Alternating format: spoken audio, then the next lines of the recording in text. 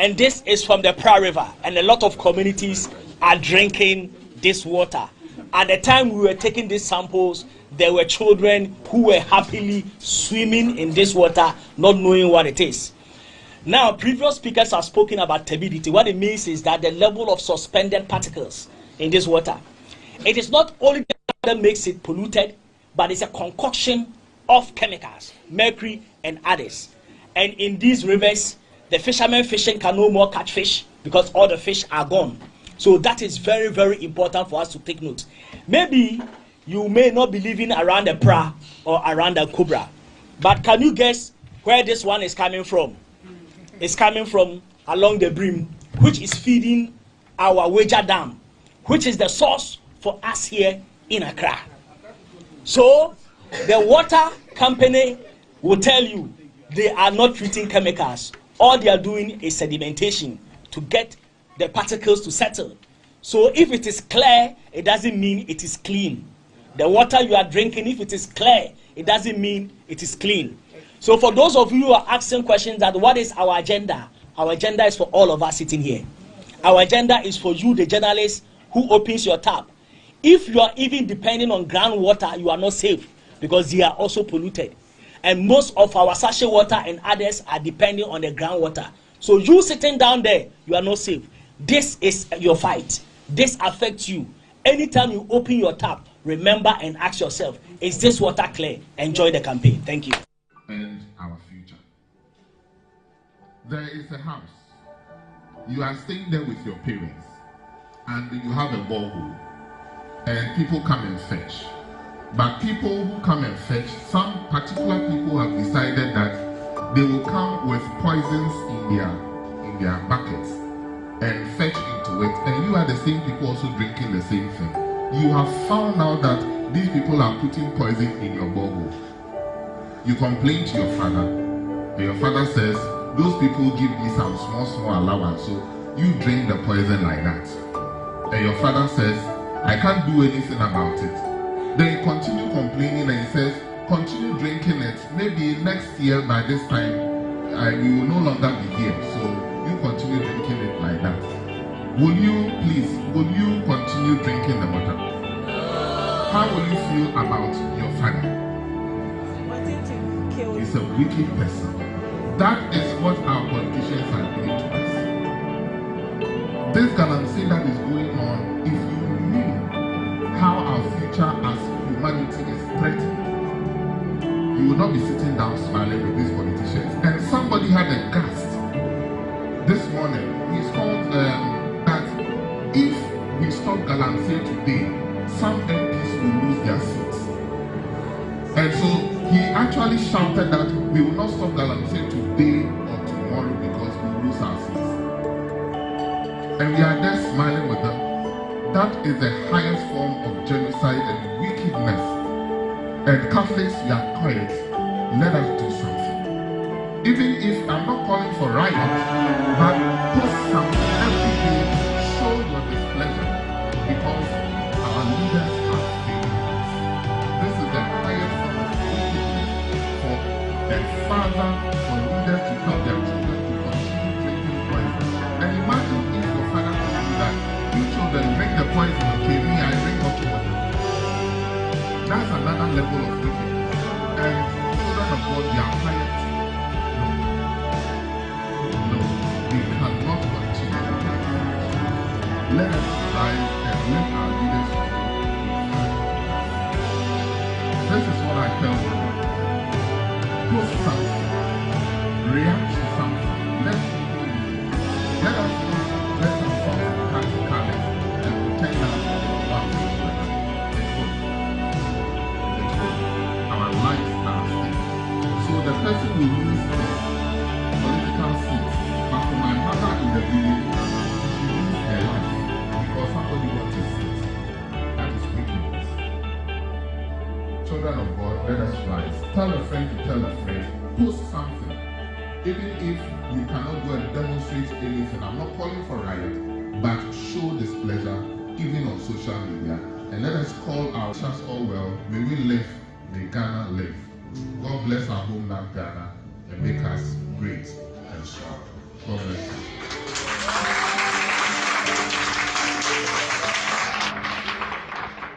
Okase mu galamsey no. Ese me di me no ma nyina ba fi. We dey aba me nim de me fanye. Me be wiawia mo 11. Wo de na wo he ba be jinam kwan so akunkum mu agigi musika mo na ado na mote wo na mo jimi am gu galamsey mu gu no. Ye be oba na me ba be wi. Adi yakuma ajupo. Ma omai. Obinum eye ejuma gold na banu. I didn't try say that some of us yen smuggle yen you are gold no etuto mawo. Mu say sanya manu. Sasikana ebe ko shanu sanu ebe create inflation ama yanina. Anamu amu. Me sure say mu amu nim wom. I hope what I'm hearing is false. Sir, police, when they are looking up to some of you policemen, some of you are even partaking in this nonsense. Huh?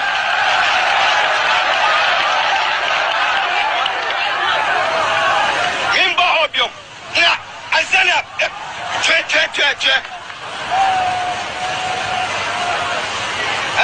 Mimba ho. Okay, senior. Mama, Betty Bukro. You can't be too hard to hear Juma. Over 2,000. What you are there? Aha, can you pay your Jumano? And yeah, easy. And the 200 man, Papa. I ODC Waho. A young Mampunwa district. The Dabo, the Posso, a Bompe. A year, DC. A year, I say, Kokimapo. President Timosi and Yai is Yoshua Jumano. But it will go for 200. And then they get free from August 2022. If I come here revolving, I'm going to make you a booking of a hand. I'm going to who said, a idea a beboa or minor, and also a boa or minor. After for a high galamsey site for occasion a moiqua a hard in papa. The sen I moy ebre galamsey site say omu draining soon be a gun chain. Inti kese na mo an ebre ewo form ho kese omu kunkum mo ni na emo nyina wuwu a da chi ye beye den ye nchirimba nde no beye ende hwe sadibo ke sadibo a ultimate ko aize kokra so duty o kan nka nyama bebre na ko so o memu a hadwe ya sefem wanga sa hwese na mo ibre we hwe amanone a ese na ye hu enuma ne we omukrapo ese na treat omo ho se na ye treat ye mo isa na ye treat ye ho oman we mu yaw na edi nipa fem sa so na ye mo afem obia complain yaw. We are threatened in a way that if care is not taken, we will not be able to have water. The Speaker, this is as a result of Galamsey. And he is the Minister for Defense.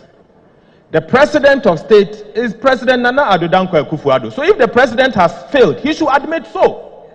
And if he has failed as a Minister for Defense in tackling Galamsey, he should admit so.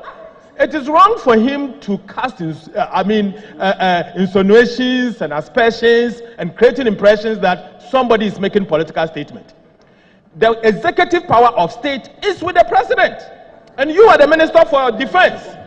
If you can tell us that you cannot deploy the military to stop Galamsey, but you can deploy the military to stop the exportation of maize, and so we should clap for you. Mr. Speaker, the issues we are talking about, they are serious issues. Our livelihood is threatened. Our livelihood is threatened. And we cannot allow this to pass just like that. So, Right Honorable Speaker, I recognize that this is an emergency session. I recognize that we should only work with the motions that you have admitted. For the records, Honorable Nitiwo, the defense minister, when he spoke, he mentioned no name. And this, yes, no party names. And it reminds me of a popular saying by Chinua Achebe that the majority leader often quotes. When dry bones are mentioned, old women get worried. Sit down and listen. And I'm very happy when the minority leader challenged us that we will debate this matter and the culprit will be mentioned. In fact, we are ready to debate now. If we are to look and investigate both sides of the house, you have had the opportunity to rule this country before. I can tell you, you polluted the water more than us. You polluted the water more than us. So let's get matters straight. For the records, Honorable Nitiwo, the defense minister, when he spoke, he mentioned no name. And this, yes, no party. What is the difference between the ordinary thief and a political thief? Number one, the ordinary thief steals your money, your bag, your watch, and your jewelry, isn't it? But the political thief steals your future, your career, your education, your health, and your business. Number two, the hilarious part is that the ordinary thief will choose whom to rob. But you are the one who choose the political thief to rob you. Because we choose them. We vote them. We blindly say we are not blind. Who is deceiving who? The ridiculous part of the whole issue is that we will fight to defend and protect our belongings from the ordinary thief. Is it not? But we fight each other to defend and protect the political thief. Is that not what we do? Thugs will be fighting themselves to protect those that are stealing our career, stealing our joy, stealing our health, stealing our success. What a shame. Government is broke, government is broke. But people are spending billions to go inside the government that is broke. Have you ever seen a minister who resigned because government is broke before? Government has no money. Have you ever seen a governor who said, ladies and gentlemen, when I was elected, I thought the government had money. Now I discover government has no money, I resign. Have you ever seen it? Government has no money, but they are bringing money out at election time. Where is that money coming from? So they are lying. What is happening is that there are two types of wicked people in government. Type 1, they eat current money. Any money they find in government, they will eat it. They are wicked about that one. There is type 2. Type 2, they eat current money and future money. They will say, my term will end next year. When I leave, how will I eat money? Let me borrow money now and borrow money of the future and eat it now.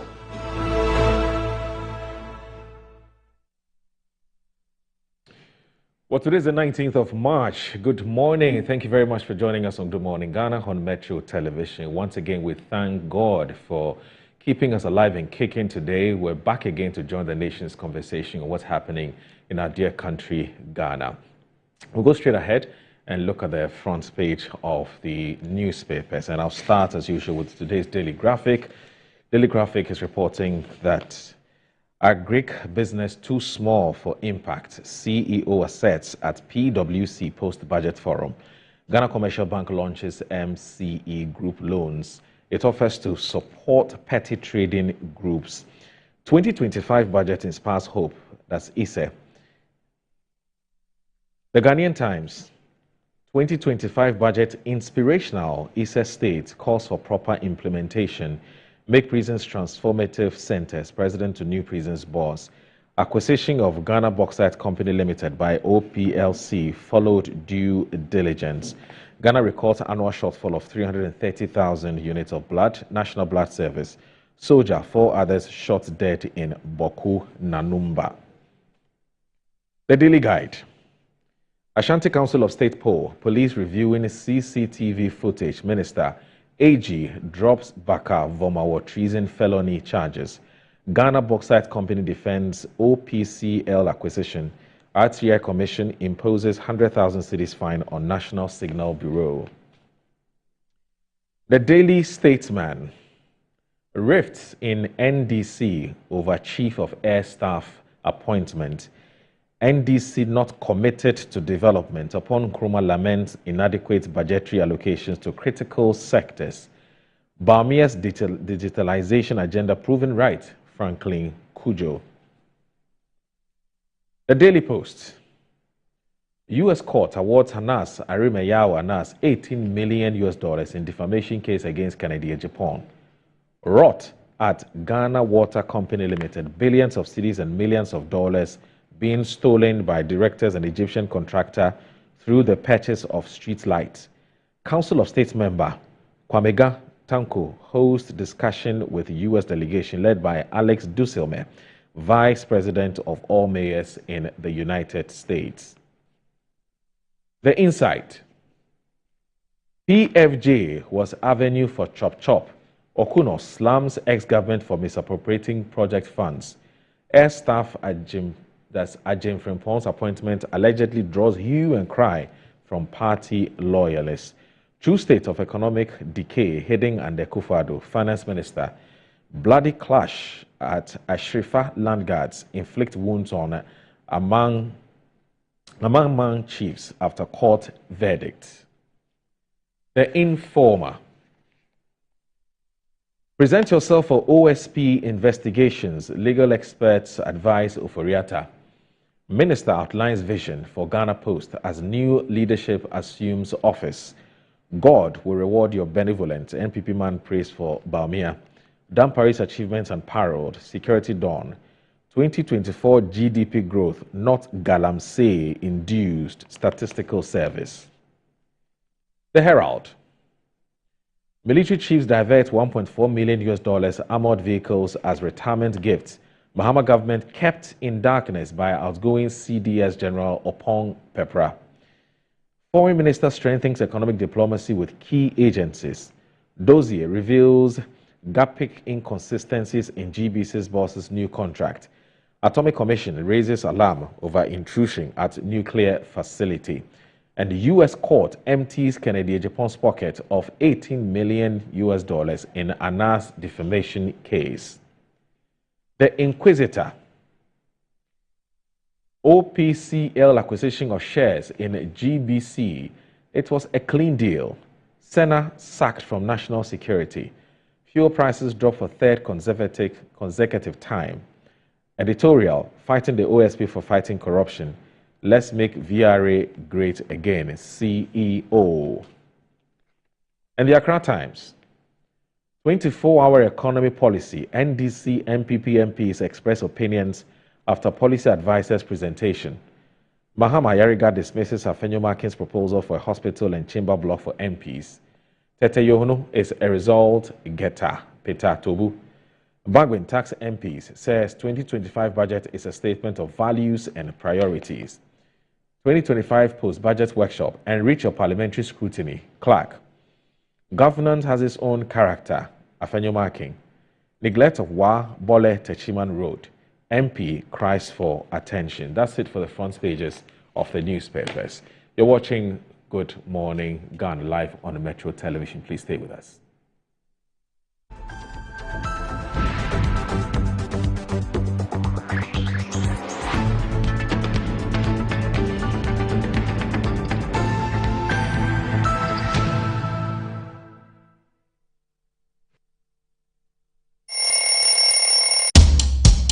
Anti-cavity, gum protection, brighter teeth, and fresh bread. I'm a fair missy way. The patch of Bantama. Matassa. Cycle. It's her smile. The fresh breath. Me Jidisa we use Cal 360 toothpaste. Semikai. Cal 360 toothpaste. Reskia. Cal 360 toothpaste. It's a gum protector. Onim Jom Kasan. Cal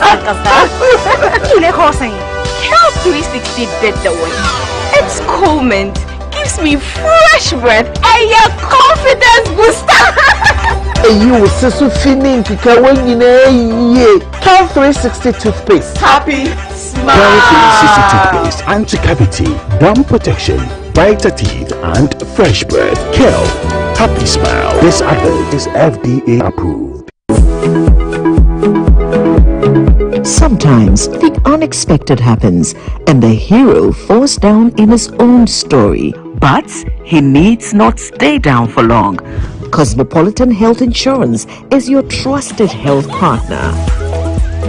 Whether an individual building a business, with Cosmopolitan Health Insurance, your medical care is our concern. For the best health insurance solutions for corporate institutions, groups, and associations, families and individuals, choose Cosmopolitan Health Insurance from our over 700 accredited health service providers nationwide. Call us on 0302 540 668 or 0501 678 547 for all your health insurance solutions. Cosmopolitan Health Insurance, your medical care is our concern.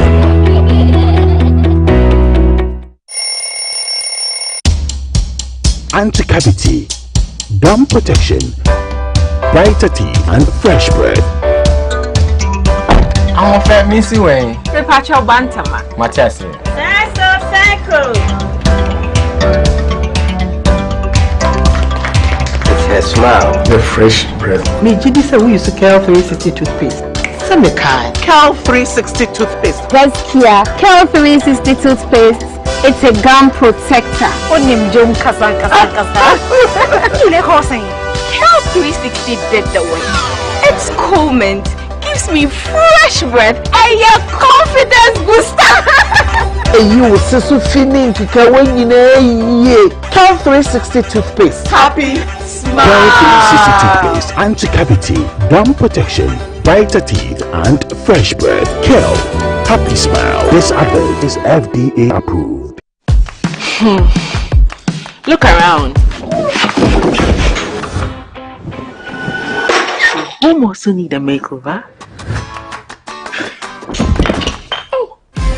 Mine clearly does. So we went to Ashroom and found the Como collection. It had everything we're looking for and more. Matching furniture for the entire home, designed with you in mind. Where's Como collection? Dressing up is just a breeze. Always ready with a perfect accessory. A magic dressing mirror. One look and you're ready to face the world. Or at least the kids. A bed perfect for young men who want A table that turns into a treasure chest.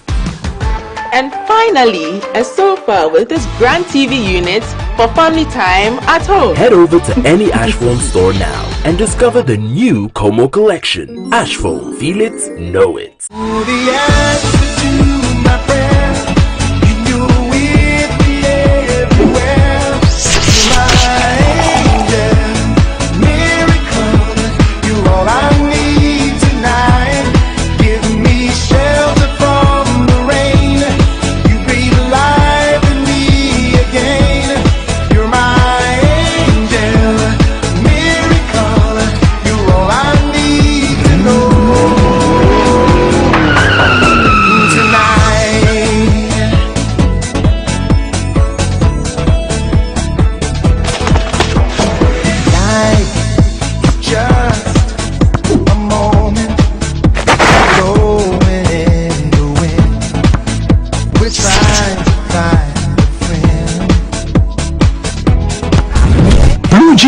Energy drink.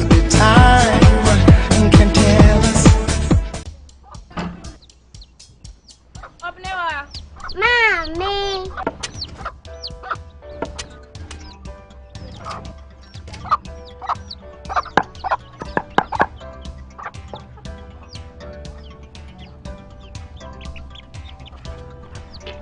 Michelle sing. Fe.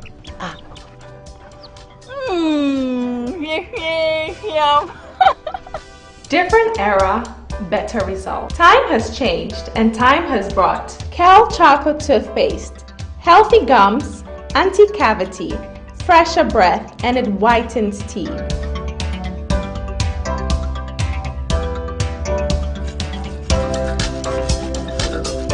Cal Chocolate Toothpaste, Sankofa, Lynchy, Cal Chocolate Toothpaste.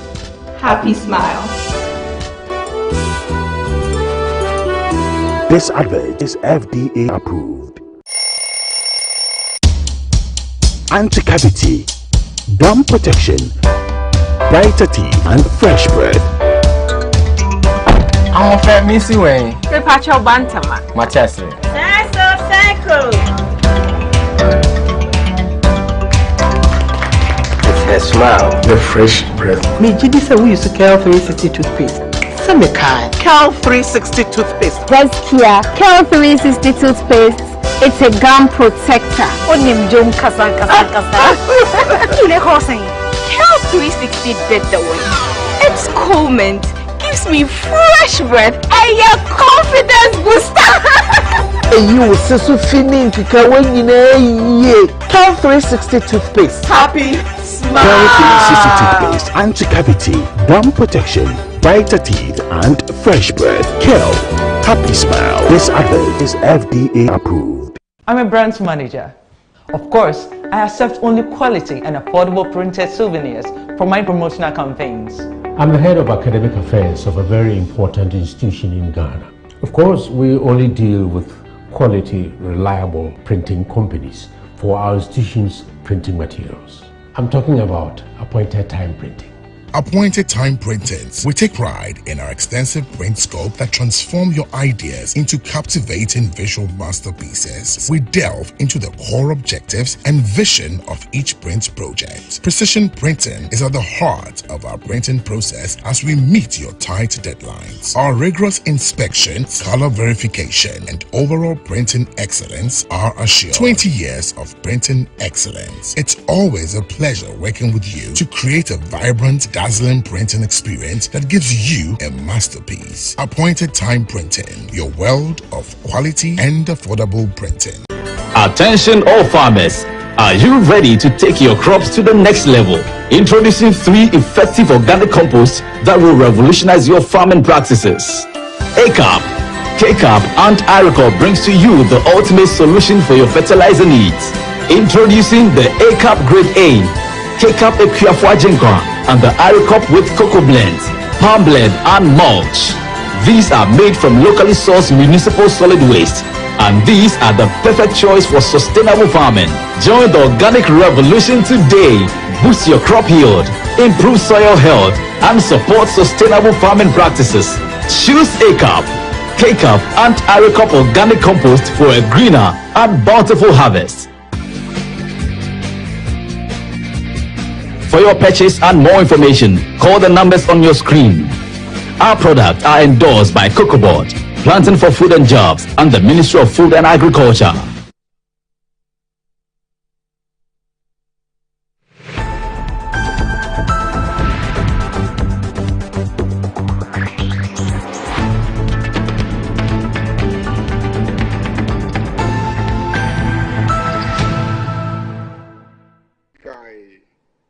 Definitely don't believe that a hospital is the priority of this parliament or should be the priority of this parliament. Mr. Speaker, we are very close to the Rage Hospital, which I personally believe is adequate to provide the services that staff here will need.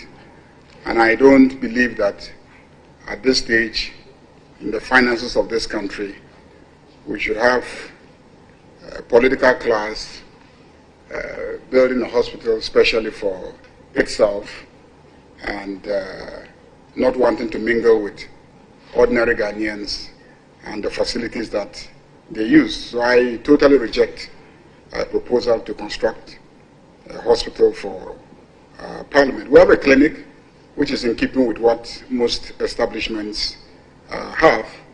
And I believe that if anything at all, we should just improve upon the facilities and services of our clinic that provide basic services. And when you need serious medical care, you can use the facilities at the Rich Hospital, and Kulibu is not too far away from here, and the chamber, and etc. I don't think that the security issues warrant a discussion about constructing a new chamber, and that I totally reject as well. At this stage, when this country is confronted with multiple financial challenges, so that again, I totally disagree with my colleague, the minority leader, that we should be discussing the construction of a new chamber for Parliament.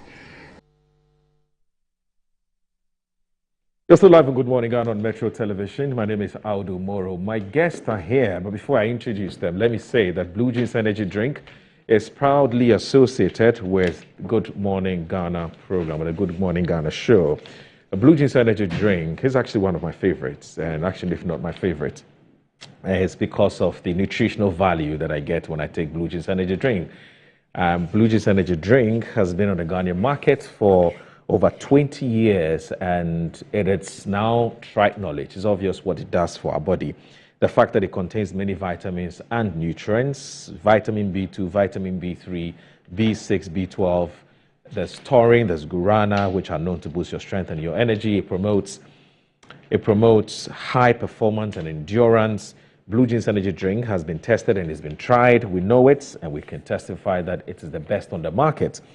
Blue Jeans Energy drink is for bold and active women and men. It's in shops nationwide. So for bulk purchases, contact Budget Cash and Carry Limited on 020-812-8190. So 020-8128-190 or 055-001-001. 055-001-000. So joining us, or joining me this morning on Good Morning Ghana, is a man you never get tired of hearing. That's when he has time, he joins us. He's a very busy member of Parliament. He's loved by his constituents. I'm talking about the man who is representing the people of Ketu North. He's called the Honorable Eric Edem Abana. He's also the former National Youth Organizer of his party, so he's always in touch with National Youth Organizer of his party, and he's always in touch with the youth of his party, he tells me, and I don't have any doubt at all. He's here. Edem, it's good to see you. Good morning. My brother, good to see you. Oh, by God's grace. Yeah, what have you been flipping? You've been ever since you came, you've been flipping through some pages. Oh, that's the budget. Yeah, that's the budget. Oh, yeah. Budget, well, let me say good morning to our cherished viewers across the world, especially to the good people of Ketu North. As I sat here, two of my Paramount chiefs sent me messages that they are glued to their TV sets and they are watching us. And let me encourage you that you're doing a great job. You are stepping into the big shoes of Dr. Randy Abe in a beautiful way, and people really commend you for what you are doing with this show. So let me say good morning to my people in Ketu North for their support, and to everyone watching us across the world. This is the budget statement and economic policy of the government. It's quite voluminous, actually. Very, very, very. And and usually what typically happens is that people will pay. The budget is in twofold. So there's the budget statement. Yes. And there's government economic policy. Yes. But I notice even for us media practitioners and journalists, we tend to listen more to the budget statement and not the economic policy per se, and even go to the extent of looking at what I call the fiscal tables, which for me is the real deal in terms of what is being expended, what government expects to receive, and what intends to use the money for, and so on and so forth. We don't really get into those details. So actually, the devil is in the details. And so if you don't get those details, it's very easy for politicians. I mean, they say that's what they say, but I would say that the hope is actually in the details. Because I mean, reading through these documents, I think that His Excellency President John Dramani Mahama and the Finance Minister Dr. Kasiel Ato Bamforsen and their team has done an amazing work. And this budget gives hope. And when you go into the details, you will realize that government is very deliberate, is very intentional about growth, it's intentional about creating sustainable jobs, and also intentional about a growth rate that translates into the quality of life of the people. Because over time, we've heard things like we are the fastest growing economy in the world, we are growing at such a good rate and all of that, but the outcome or the impact of all these figures is rarely felt in the life of the Ghanaian people. And so it's important for us to manage the economy in such a way that growth rates and all the nice statistics does not become just mere figures, but they can translate into the quality of life of the average Ghanaian. And so when you look at these budgets, sector by sector, government is very intentional about our policies. We are intentional about creating sustainable jobs. We are intentional about ensuring that the vulnerable, the poor in society get the relief that they need and the support that they need from government. And so it's a great budget by all standards. Yesterday we started a debate in Parliament. It was a great debate. And let me use your platform to commend one of my friends, brothers, the MP for Sanerugu, the Honorable Ataisa. Fantastic delivery yesterday on the economy. Everybody who debated on our side gave a good account of themselves. By being a first-timer and giving his maiden debate of the budget, his performance yesterday, solid. And he gave a good account of the fact that, yes, you can come into Parliament as a young person and as a backbencher and still be able to make the impact. I tell people, when you look at how Parliament is structured, you realize that yesterday, the chairpersons of committees and ministers had 15 minutes each to debate. Ranking and others had 10, but as ordinary member, you have only 5 minutes. And so it tells you that Parliament deals more with seniority. And yesterday he was one of the few first-timers that spoke. I think he was the only first-timer that spoke from our side. And he gave such an excellent account of himself to the extent that our big brother, the minority leader, the Honorable Afenyo Makin, even had cause to commend him on the floor of the House. And I think that that is commendable. Let me tell you something about the Honorable Afenyo Makin. I recall the very first time I spoke in Parliament, when I was speaking to one of the reports for adoption from the appointment committee. He tried to intimidate. And was like, you want to do politics and all of that. But after, when I finished, he met me outside the chamber, and he had some very kind words of encouragement and said, that was good. I like your confidence. Read more, do this. And when you keep it this way, you will be a great legislator. And sometimes these are the things that are outside the cameras, so we don't get to say it. But yesterday, he publicly commended the Honorable Ataisa, and I think it's important for us to mention that. That was very kind of him. And we encourage everyone to pay attention to the debate. Today, many more people will be speaking to the budgets. And I believe that after this budget is approved, the country's economy will properly take shape. And so it's been good so far. I see. We'll get into some specifics because the debate has begun. As you just hinted, the debate has begun in Parliament, and we've heard all kinds of very interesting arguments that have been put forward by the front, the front bench, the debaters. And because they spoke more, as you rightly said, those at the back spoke less. The likes of Kojopon Kroma, Dr. Amin Adam, and so on and so forth. We've had them making some very... spoke. Now, before we get there, there's been a workshop which has been organized for a post-budget workshop. Yes, to sort of get you to basically to familiarize yourself with the budget. Yes. Why is this exercise this important? And I'm going to read that story. It's in today's Accra Times, so that you help us understand why this workshop is important before we even get into some specifics. So, the Accra Times today, if you look at page 3, it says Bargain Tax MPs and says 2025 budget is a statement of values and priorities. And he says, and Simon Avabe, I hope I got the pronunciation correct. Yes. Avabe Agianab. He says that the Parliament of Ghana, under the auspices of the Right Honourable Alban Sumana Kingsford Bagwing, organized a 3-day post-budget workshop for members of Parliament over the weekend. The workshop was held in the Chamber of the House on Monday, 15th March 2025. Addressing MPs, the Speaker emphasized the significance of the workshop as an essential part of their duty as stewards of the public purse. he stated that a collective understanding of the budget would enhance the ability to hold all those who embezzle public funds accountable, adding that the workshop aims to provide MPs with a platform to engage with and deepen the understanding of the budget statement and economic policy of the government for the 2025 financial year.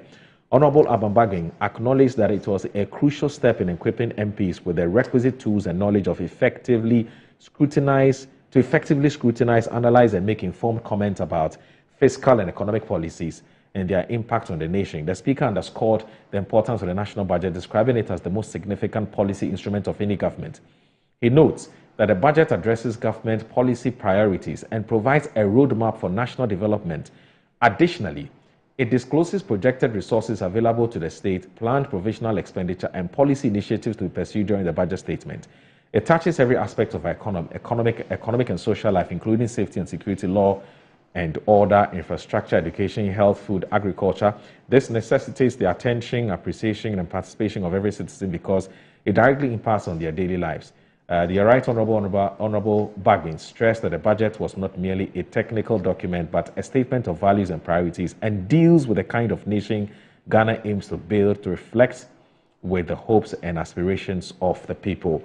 And it's a rather long story, but it says the workshop actually focused on key areas critical for comprehensive understanding and appreciation of the budget. Yes. Among the topics covered were contextual overview of the 2025 budget, macroeconomic fiscal environment, and IMF program. Now, how useful is this exercise to you as MPs? And then you can tie that in with, of course, you can just proceed to talk about the aspects that for you during the debates that you'd want to bring to the attention of the public. Well, I think that I have come to realize that the Right Honorable Speaker, Honorable Alban Bagbin, is very interested in having a parliament that engages in informed debates.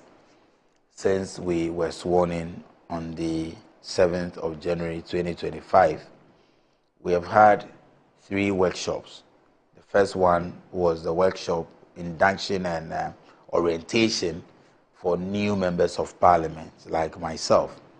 The second one was a workshop for MPs on understanding the philosophy and how to improve on our work, legislative duties in the House and even outside the House in our various constituencies. That was done in Ho a couple of weeks ago, which unfortunately the minority boycotted. Yeah. Then this third one is the post-budget workshop where experts, seasoned experts, were brought in to help our MPs appreciate and have a deeper understanding of the budget and the economic statement of government, because Parliament is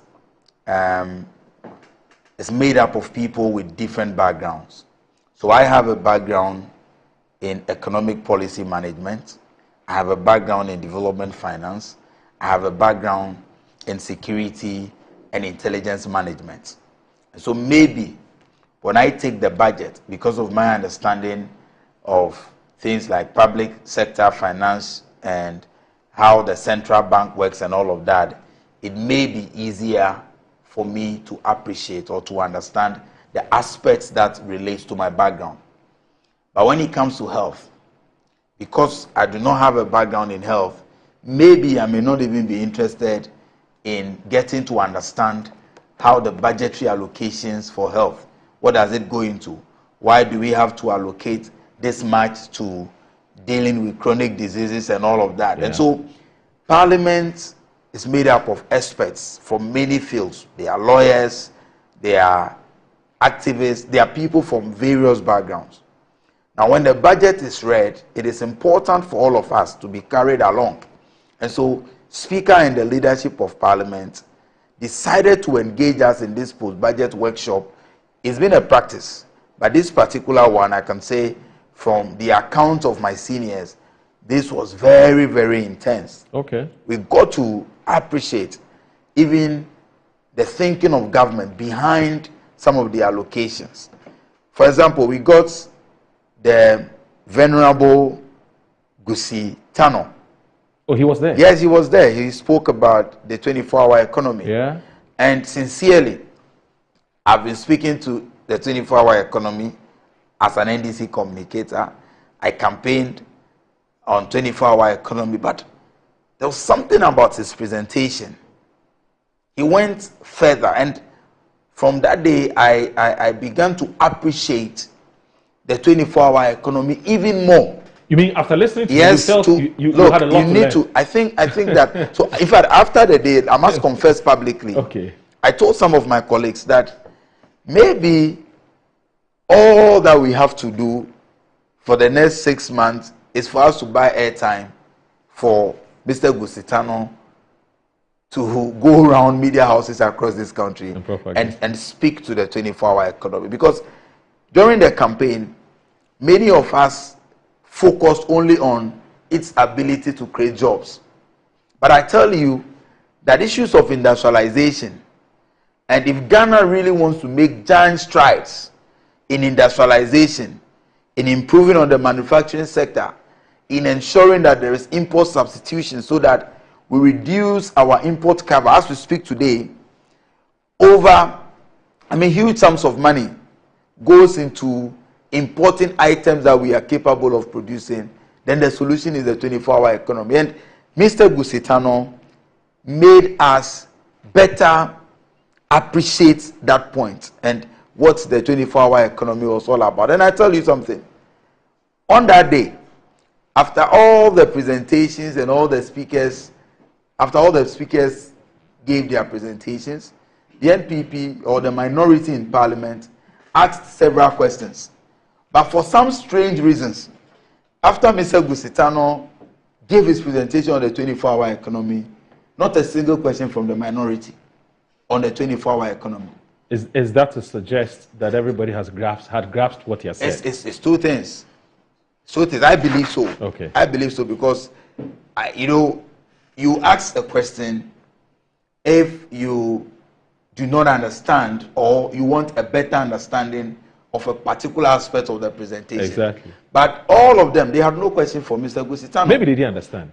They understood. They would have asked. Yeah. Because aspects of the presentation that, even there were some questions from members of the majority. And so they didn't ask a question. So I believe they were convinced beyond measure. And so there was no need for them to ask questions. So I think that the post-budget workshop served us a great reasons, and we appreciate the fact that it was put together. I think that after the post-budget workshop, yesterday we began the debate, and you could see that from both sides. Yes, the debates were spirited, also because we've had the benefit of being trained to understand what really is in the budget. Now, moving into the budget and the debate as we began it yesterday. So before you get into that, there's a story I want to read, and also let me acknowledge the other colleagues here. I'm talking about the affable and a very friendly member of Parliament for the people of the Asin South constituency. He abandoned us for a while, but he's back. I'm talking about the Reverend John Intim Fojo. A very good friend of mine, but once in a while we disagree on certain things, which is fine. That's what friendship is about. Reverend, it's good to see you. Good morning. Good to see you, Moro. Good morning. I say, what dog you can Oh, I'm always available. Oh, yeah. This is a great show. So your show is a great one. I'm always available. Reverend John, good morning. Afonama. Amaga. Oh, this is the first time he does well. Yeah, he always speaks everything. Oh, and you speak fluently. Vide. Yeah. Which means kakaka. Yeah. In French, they say un Yeah. But good to see you. Yeah, good to see you. Yeah, I can see my brother is firing on all cylinders. He's walking us through the budget, post-budget workshop. He's one of Speaker's favorites. One of Speaker's favorites. My favorite father. Speaker's album Bagbe. But good to see you once again. Good to see you once again. So he's talking to us about the post-budget workshop. So that would dovetail into some aspects of the budget, and then we have to do this quickly because we have two other issues to look at. So please get into the specifics, as you said. Getting into before you get in there, let me read a story, and then you can basically situate it within the context of what you intend to do. That's fine. So today's Informer says that 2024 GDP growth is not Galamsey induced. And I even noticed that yesterday in Parliament, it was one issue that came up. Yes. About the growth of the economy, what's the size of the economy and so on, as posted by the erstwhile Nana Addo Dankwa Akufo-Addo administration. And so there was banter, an interesting banter in Parliament yesterday. So maybe the Statistical Service will settle it. Well, I hope so. Yes, so the story is on page 5 of today's Inform, as I said. Now, the story here says that it's a Newsdesk report. It said the Ghana Statistical Service has refuted claims that the high economic growth recorded in 2024 was largely due to the contribution of illegal small-scale mining, popularly known as Galamsey. According to the GSS, per verifiable data, 5.7% economic growth recorded last year was largely driven by data and short message services. Briefing Parliament on the development, Professor Samuel Kobina Enim, the government statistician, disclosed that the services sector, which is driven by information and communication via data and SMS usage, contributed 2.5% to the 5.7% gross domestic product growth in 2024. According to him, industry mining inquiry contributed 2.24%, while the agriculture sector contributed 0.6%, and the rest contributed 0.32% to the GDP growth last year. Consequently, he underscored the need for the nation to consciously build statistical footprints to feed into policy agenda to ensure sustainable growth, revealing that the service was building a statistics online bank, which would be a one-stop shop platform where governments, ministries, departments, and agencies would deposit their data for easy accessibility by the public. I think it's a beautiful idea, if only it would be implemented. So it continues to say the Ghana Statistical Service explanation comes on there at the time when the Finance Minister, Dr. Kazala Tufosi, is on record to have said that the real GDP growth 2024 was Galamsey induced, and it was been attributed to an interview he granted. In fact, he said it during the budget presentation. So anybody or everybody or anybody who listened would have heard him repeat that it was Galamsey induced. But of course, he repeated in some other interviews that he granted subsequently. Anyway, so just so that you can reconcile the two. I think that we need to. Okay. Okay, that's fine. We need to properly situate the conversation on the growth of the economy. Okay. In the proper context. And if you look at our budget statements and the economic policy of the government of Ghana for the 2025 financial year. Paragraph 208 talks about the overall GDP growth. And it is stated there, according to the Finance Minister, that Mr. Speaker, provisional 2024 GDP statistics published by the Ghana Statistical Service yesterday, 10th March, indicates that overall real GDP grew by 5.7% in 2024. Compared with the 3.1% growth in 2023. The key drivers of this growth were largely, one, information and communication, construction, and mining and quarrying, which recorded growth rate of 15.8%, 9.6%, and 9.4% respectively. And so the Finance Minister alluded to three key sectors, or three things that were the drivers of the 5.7 growth rate of the GDP that we saw.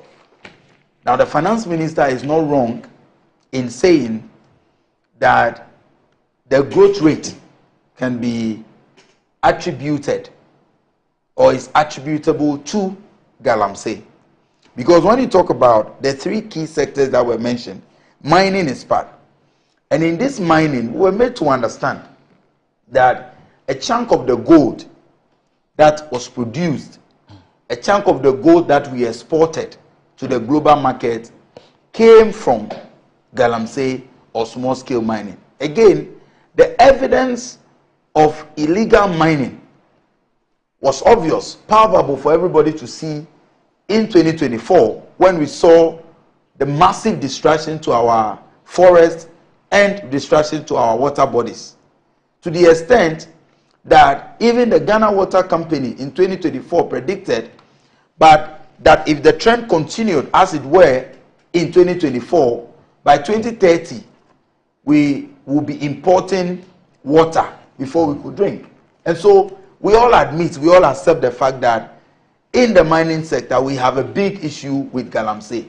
And so if anyone says the growth rate was supported or is attributable to the growth rate of 9.6%, which is above the average of the 5.7% in the mining sector, which is galamsey, the person is not wrong or may not be wrong in the analysis. But you see, I want us to begin this conversation of growth rate from a certain angle, because in Parliament yesterday, speaker after speaker from the minority side kept referring to growth rate as evidence that they did well or the economy was performing well. But you see, GDP growth rate is not an indicator. It's not an indicator of a well-managed economy. It's not. I'm saying this because there are several things that goes into the computation of the GDP. So yes, every country will celebrate GDP growth because it shows that the economy is expanding. Is that not it? But to use it only, okay, as the indicator, so it is not the only indicator that the economy is doing well. GDP growth cannot be the only indicator. So let me give you an example. They refer to the 2016 GDP growth figures and said that we left the economy at 3.6%, 3.4%, and that in 2017 the economy grew by 7.8 or almost 8%. And so that shows that they took the economy from 3.4% to 7.8%. And so that we should credit them for the growth. But you see, in November 2016, the Economic Intelligence Unit, the EIU, in their prediction of Ghana's elections in 2016, predicted rightly that the NDC, the then President Mahama government, was going to lose the elections. And they also predicted that regardless of whoever wins the elections, Ghana's economy or the GDP will grow by on the average 8% because of the investments being made into the economy, especially in the oil sector. So when you look at the 2017 growth rate of 7.8, you realize that the growth actually came from the oil sector because of the investment that President Mahama and the NDC made in that sector by the addition of 2 new oil fields. And so from 90,000 barrels of oil a day on the average, we were doing close to 200,000 barrels because of the 10 fields and the Sankofa fields. And so that spiraled the growth to the 7.8. So I tell people that even if any other party, any other person had won the elections, it was still possible to have that 7.8% growth, because when you check it, industry, agri, manufacturing, services sector, they did not record any significant growth. But the growth came from a close to 46% growth rate in the oil sector. And so the non-oil GDP growth, well, they were actually negative. But with the oil sector coming, because you are calculating average, and so when you add the oil sector, we could record the 7.8% growth. And so that is where the foundation started from. So even when you are making a comparison of the two economies, we left for you an economy that at the time we were living, or what we inherited, had only 1 oil field. We were getting on the average 90,000, sometimes 70,000 barrels. But we left for you an additional 2 oil fields that increased the oil sector growth, because you were now getting close to 200,000 barrels in a day from the oil sector. Now, all the way from 2017 back to 5.7 in 2024. Why are we so fixated on celebrating the percentage of GDP growth when, from all indications, that growth has not translated into proportional gains in the quality of life of the Ghanaian people. For example, employment. At the time you were celebrating 5.7% growth as your achievement because GDP grew by 5.7%, close to 2 million Ghanaians. In fact, the Ghana Statistical Service put it that 1.85 million Ghanaian youth were in what we call the needs bracket. No education, no employment, no training. And so, close to 2 million Ghanaian youth were idling around. Now, economic growth ought to translate in the growth of the industry so that unemployment rate will decrease. You're suggesting that growth is not an end in itself. No, it's only a means to a certain end. Yeah, it's a certain means. Now, depending on where the growth comes from, we can analyze whether or not it translates into the quality of life of the people. Now, because the growth is largely attributable to the extractive sector, whether oil or mining, it did not translate into the quality of life of the people. That is why, despite that 5.7% growth, you will agree with me that unemployment rate, you met unemployment rate at 8% when President Mahama was exiting office. But you left it at 14.7%. And so if you were really growing and there was proper expansion in the economy, it should have translated into getting more Ghanaians employed. And so put that aside. Again, this growth rate also exposed our country as very vulnerable to the income inequality gap that is of concern to many people. Because at the same time you want us to celebrate the 5.7% growth, 800,000 Ghanaians were pushed below the poverty line. And that is according to a World Bank report. A World Bank report on upset in inflation.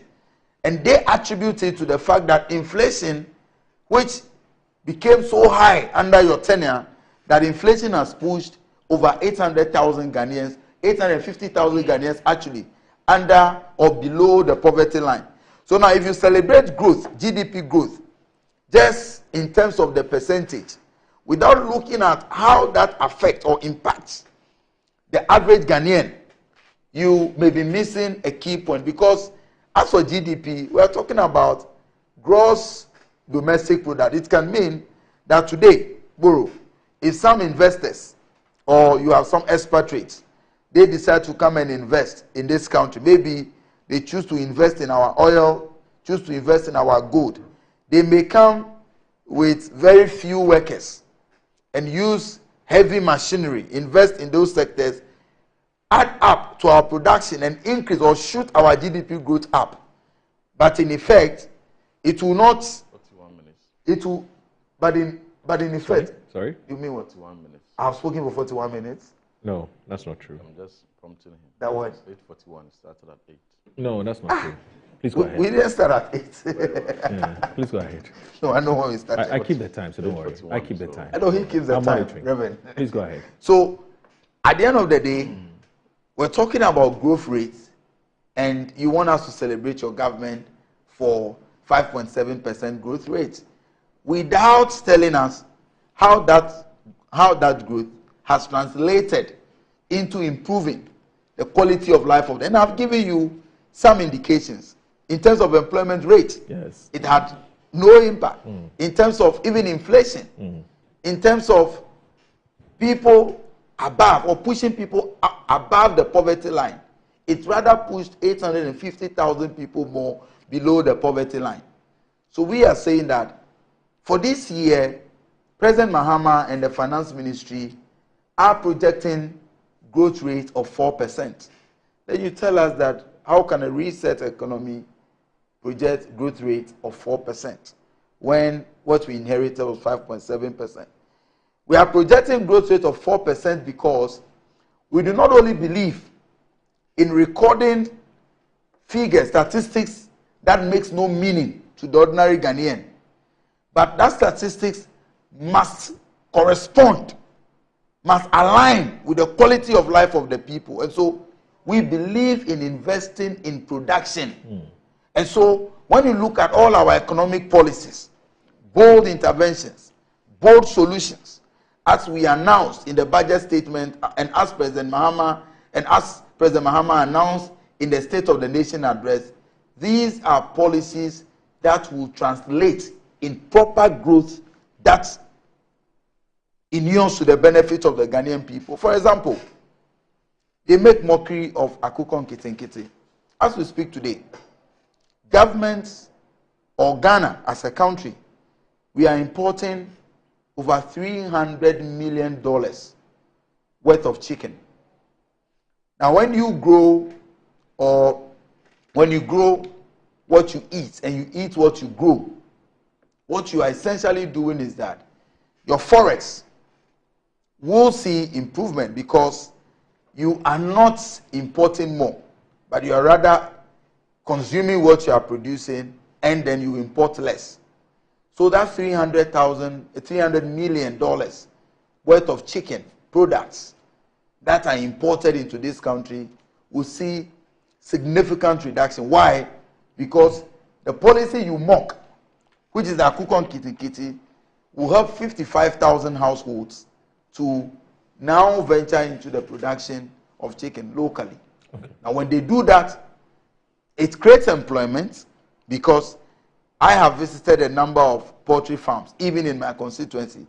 You rarely or hardly see a poultry farm that employs, even the very small ones. They don't employ 2 or 3 days, some employ 5, 6. So imagine these big ones coming to add up. So you are creating sustainable employment. Again, you are also reducing your import cover. Same for agriculture. So agriculture for economic transformation. And all the other policies, 24-hour economy, the big push, which will help with infrastructure. We are making investment into the real productive sectors of the economy. And that is how you grow. And so it is not just about competing with you over economic figures. If we decide to allow party functionaries, to allow party full soldiers, and people take advantage of the forest, our river water bodies, and decide to also engage in galamsey, it is likely you will see some rise in the quantum of gold that we produce as a country annually. Okay. But we are interested in a more sustainable way of approaching this, and that is why on a daily basis, when you follow the Ministry of Lands and Natural Resources, and I must say the Honorable Ama Kofi Boy is doing an excellent job. We so far have recovered or taken over some forests that illegal miners took over years ago. You reclaimed? We reclaimed them. Recently, they launched a program to put 400 young people as guards to help. So they will work as whistleblowers, help the security agencies to ensure that the issue of galamsey in our water bodies is stopped. Okay. So we stop the destruction of the river. At the same time, we are putting young people. But if it's your turn, then you can measure. I've even been here for about 25 minutes. Initially, you said 41 minutes. I've been here for 25 minutes. Initially, you said 41 minutes. I'll allow you to flow. So don't worry. No, when it's your turn, you also flow. Yes. So Moro, I think he just wants to distract me, but. No, he's just seeking clarity. No. You don't seek. It's not your turn. Okay. It's not as if we are comparing the time where you think that I have been giving more time. But next time, you should come early. Anyway, so Moro, the point is that we are interested in a growth rate that translates into the quality of life of the Ghanaian people. And that is why we are extremely intentional, we are deliberate about the policies that we are pursuing. But currently what we have is just playing around with certain numbers, 5.7% GDP growth, when in actual fact, that did not translate into the life of the people. That is why in 2024, the Ghanaian people decided to punish this government. It is how they mismanaged the economy. It is how the wastage, corruption, and the wastage of public funds took over the management of the economy that led them to the numbers that they have in Parliament today, and also the percentage that they got in the election. All right. This budget gives hope. It is a budget that tells us that government is committed to fiscal discipline. It is a budget that tells us that government is interested in a growth rate that carries everybody along, not just a section of the people. It is a budget that is pro-poor, pro-vulnerable, and one that gives them hope. All right. We will make sure it is approved. And every policy announced in this budget, I am confident that that will be implemented to the benefit of the Ghanaian people. Okay. Reverend, did you participate in the workshop, the post-budget workshop? No. Are you there? You are not there? No. Okay. How many days is it? Is it 2 days, 3 days? Or is it just a day? We did 2 days. It's just 2 days. So, so this today is the second day. So hopefully it should end today. Anna. No, the workshop is already done. Oh, it's done. Saturday and Sunday. Oh, okay. Okay. That's fine. That's fine. Okay. So, so Reverend, your take. 8:48, I take over. 8:48 on record. Thank you. Good morning to my good friend once again and our cherished viewers. I have listened to Honorable Edem Agbana on his attempt that he's struggling to undermine the role that GDP plays. In simple economics 101 will tell you GDP is an overall indicator. And that is why when analysts are analyzing economic statement and analyzing performances of government, GDP growth is one major indicator, because around it, every other thing revolves, including even your debt to GDP ratio. Yesterday, one of the NDC members of Parliament was debated and introduced another indicator, inflation to GDP ratio, and threw the whole chamber into laughter. But that goes to show how NDC has no regard whatsoever for GDP. GDP is paramount. It's the extent to which your economy is growing. It's the extent to which your economy is expanding. It speaks a lot about the well-being of your economy. And so when NDC left it at 218 billion cedis, 218.5 billion cedis in 2016, we took over because they never thought that GDP is one that is important. We added $1 trillion to it. And so by the statistics put out by Ghana Statistical Services, as of end year 2024, our economy had grown from 218.5 billion cedis in 2016 to 1.2 trillion. And that is what happens when people who think that GDP matters to the economy take over. Now, end year GDP growth 5.7%. And it's so significant, considering the fact that we had been hit so bad with COVID, we had been hit with Russia-Ukraine invasion, we had been hit with major external, hardships that, derailed a lot of the efforts that we had put in, defying the consistent, 6.8 to 7.3 growth rates that had characterized the first 3 years of President Akufo-Addo's tenure from 2017, 2018, and 2019, the pre-COVID period. Just when we're recovering, we have indicated to you that 5.7% is the growth rate. We didn't put this out. GSS put this out. And when this sterling indicator was put forth, in the attempt of the NDC to hurriedly wish it away, the finance minister quickly came and said, all the GDP growth rate is attributable to Galamsey. And now Adam is also speaking from the same hymn book. And then Ghana Statistical Services come, meet Parliament, make presentation, and this morning being gracious enough to repeat the words of Ghana Statistical Services. And they say that in ranking the significant contributors to the 5.7% growth rate, principal among them is digitalization, the services sector. And so anyone who campaigned that digitalization is not relevant to our economic pursuit, and that is not digital stuff that we are going to eat, and it's not bread and butter matter, the understanding of economics is like 30 years, 20 years ago. They have put forth digitalization as a major driver of growth. And that is what my friends on the other side must be minded, that in the 21st century, in the fourth industrial revolution, however brilliant your initiatives is, if you downplay the role of digitalization in your economy, you're going to lose out big time. Then construction industries contribution was also recognized. Then the mining sector's contribution was also recognized, agric and so forth and so on. So this is not MPP press conference. This is Ghana Statistical Services putting it out there and indicating what's accounting for our growth. So an economy that was criminally mismanaged definitely could not have added a trillion to our GDP. An economy that was criminally mismanaged could not have left gross international reserve of $8.9 billion, equivalent to 4 months of import cover. But before I even come to that, what targets of growth rate did NDC set?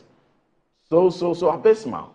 Here, Honorable Edem is talking about Deloitte's prediction of how growth rate was supposed to be, regardless whoever took over in 2017. He that it was EIA. That, yes, Economic Intelligence Unit. Yeah. And Deloitte and other similar groups also made similar predictions for projections. And that whoever takes over should be able to take it. And thank God we were able to take it there. So we have indicated. Fine. Now, what is the prediction of Deloitte and such similar institutions in the case of 2025 growth rate projection? They have projected that minimum 8%. So going by his analogy, regardless whoever takes over, the minimum they should be able to do, according to all those relevant agencies, including Deloitte's prediction, by his analogy, is 8%. What was the target NDC set? Honorable Atuforsen and President Mahama said 4.4%, abysmal 4.4%, taking 5.7% growth rate backward to 4.4%. So that tells you a lot about the handlers of the economy. Now, gross international reserve, you took it from $8.9 billion, equivalent to 4 months import cover. Come and from us, a government that you claim we criminally mismanage the economy. So you, who is coming to creditably manage the economy, give us superior targets. You gave us you reduced our outturn of 4 months import cover in gross international reserve to 3 months, paltry 3 months import cover as your target for 2025. Again, trade surplus. We took over trade surplus in the negative deficit, minus $1.8 billion in 2017. Now we left office, the economy that was criminally mismanaged, in addition to 4 months of import cover, which they are creditably going to manage and take it backwards to 3 months import cover, we left a trade surplus of $3.4 billion. Be that as it may, this is the economy that was able to create jobs and maintain jobs, did not embark on mass termination of public sector workers. This was the economy, however you have words to describe it, was able to ensure that jobs that were created were sustained. Over 2.1 million jobs that were created were sustained, and as a matter of record, public sector workers consistently enjoyed in some years 30% pay rise, in some years 24%, even as recent as 25% pay rise. You coming to creditably manage the economy, you come in, the first thing you do is to take it from the 25% pay rise that we give to public sector workers to a paltry 10%. And yet they had some sycophantic people to clap for them, even among the trade union. Even among the organized labor, they had some people who clapped for them and said, oh, 10% is even in excess. Same people who threatened strike against 30% pay rise. The same people who described 30% pay rise under President Akufo-Addo as insufficient. And so that is the kind of system we are running. Again, when nobody pushed them, but they themselves came and promised women that we're going to set up the Women Development Bank to ensure that every woman gets what they need to be able to get their businesses running. Women-led SMEs will be supported. We want to ensure that if you are running any tabletop, whatever job, if you're a woman, we'll give you loans, we'll give you credit, we'll give you capital. And so we're going to set up. And women, some section of the women were excited. They were part of the 6.3 million voters who voted for President Mahama. And only for them to turn out to have been deceived. 419. And women across the country are utterly disappointed in the budget that was read and have all kinds of words to call it. We didn't ask you for anything. You came and promised us a bank, not just a commercial bank, not a microfinance, not a cooperative union, not any kind of bank, a development bank. And you think that Sabia, they do not know the capital requirements of setting up development banks. Our women know much better. Our Makola women, Kejetia women, Edum women, Kotokraba women, Sakasaka, all the market, popular markets that you can, Nima market, every Yankumase market, they know better.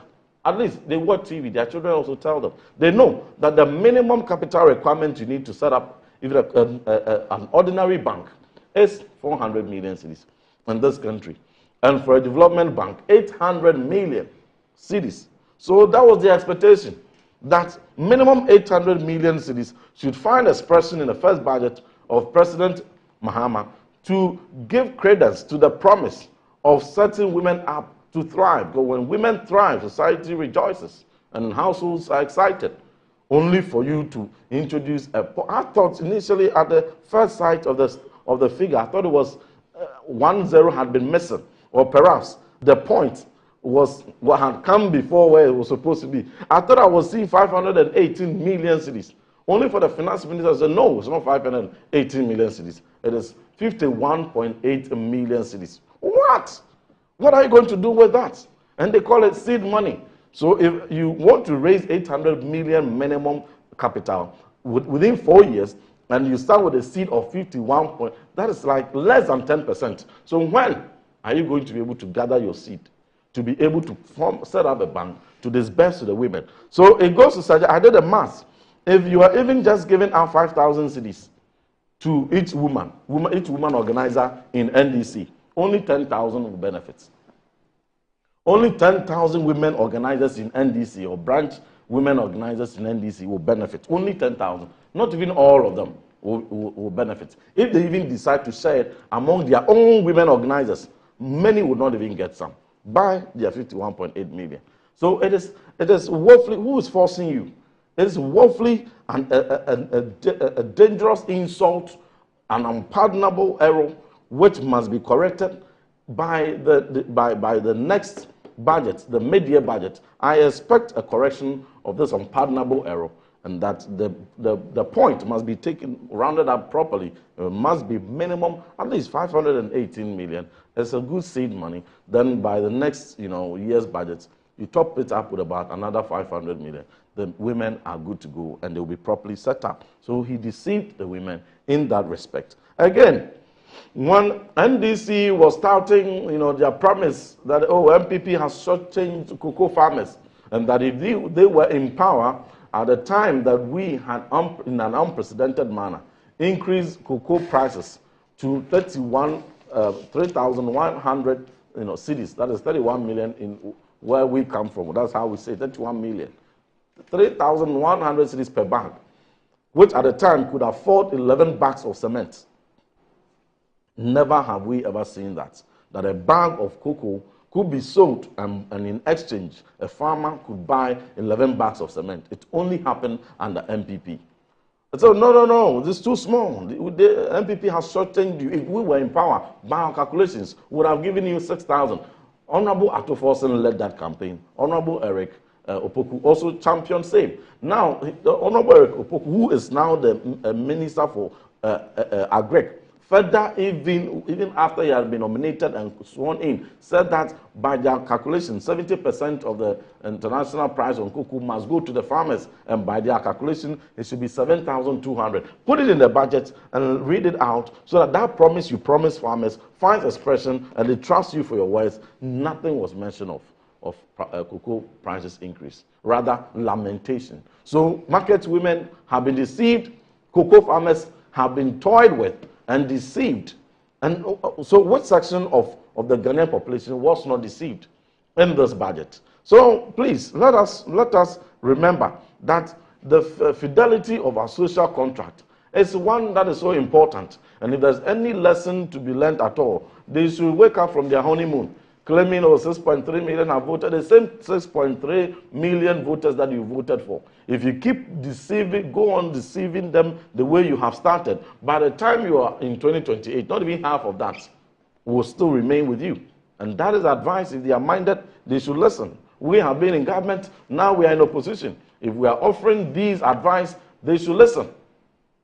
Again, on jobs, we thought that we were going to see 24-hour economy. That was going to create jobs so that we will have 3 shifts in this country. My primary career as a mining engineer, I started with goldfields. You go to goldfields, we have 3 shifts. So one shift goes in the morning, another comes in the evening, another comes at night. There's another on having their off and all in rotation, and it's beautiful. And they promise that same shift system, 24-hour economy across various sectors. We're even advising them, be modest in the kind of promises you are giving. If you even want to limit it to some private sector so that you give them some incentives to free up energies there, to expand, to be able to create more jobs, and to be able to get into that capacity that can revolve all day, all night. It's fantastic. More jobs will be created. Just pilots say, no, we are across the country. It is 24 hours. And so Metro TV runs 24 hours. Don't you do that? Yes. And did you start when Mahama came to power? You were already doing the 24 hours. So let them come and borrow your model. Now, when you ask them about 24 hours, just randomly call just 20 MPs and of NDC MPs, and just randomly ask them to give you just a page, their understanding of 24 hours. And if you are to mark, you will see very contradictory, different, varied, understanding that you will get. Even after the post-budget workshop that Mr. Gusitano even took the pain to come and explain to them, where they asked all the plenty questions they asked. So call them, 20 MPs from NDC, and let them express their understanding of what they mean by 24 hours. So when is the 24-hour economy going to set in?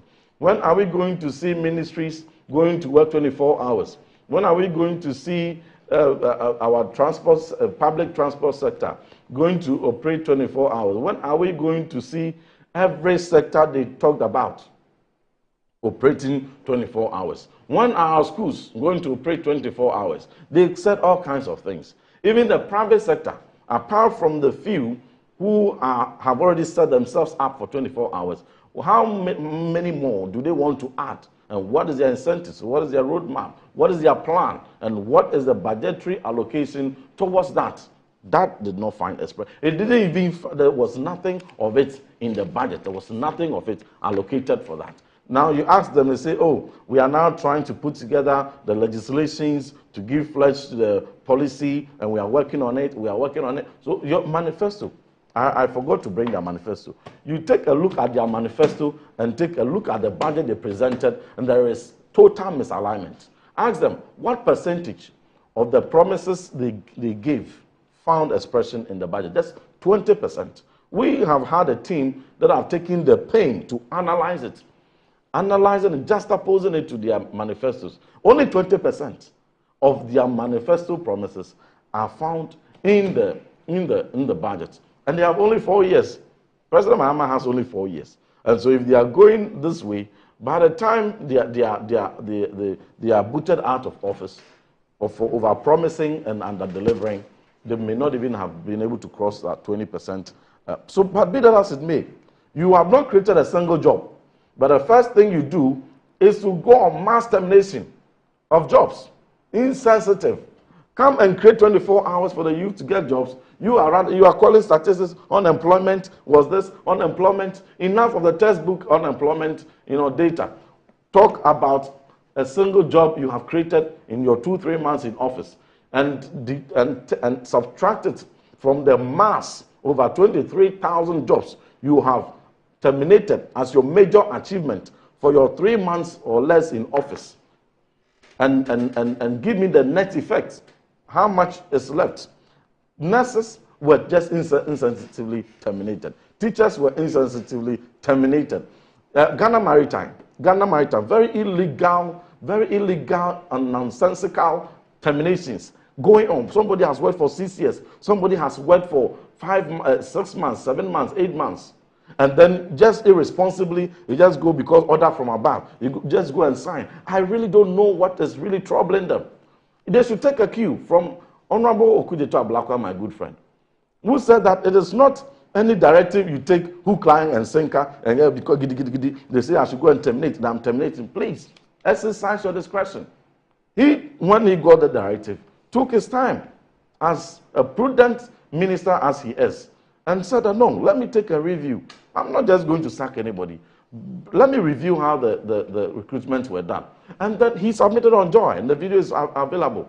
Then he realized, in his own words, that even though there were some people whose appointment letters were dated December 8th, December 10th, or December 13th, when he went through the records, the process of the recruitment had begun way back like July. And that financial clearance had duly been obtained for their recruitment somewhere around July, and that his predecessor had kick-started the recruitment processes, advertised, people had applied, shortlisting had been done, those were interviewed, taken to the next level, aptitude, all that. So it takes a process. If you want to do it and do it properly, it takes time.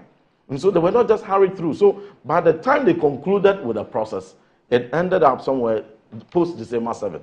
Must he go and sack them because an instruction has been given that sack everybody?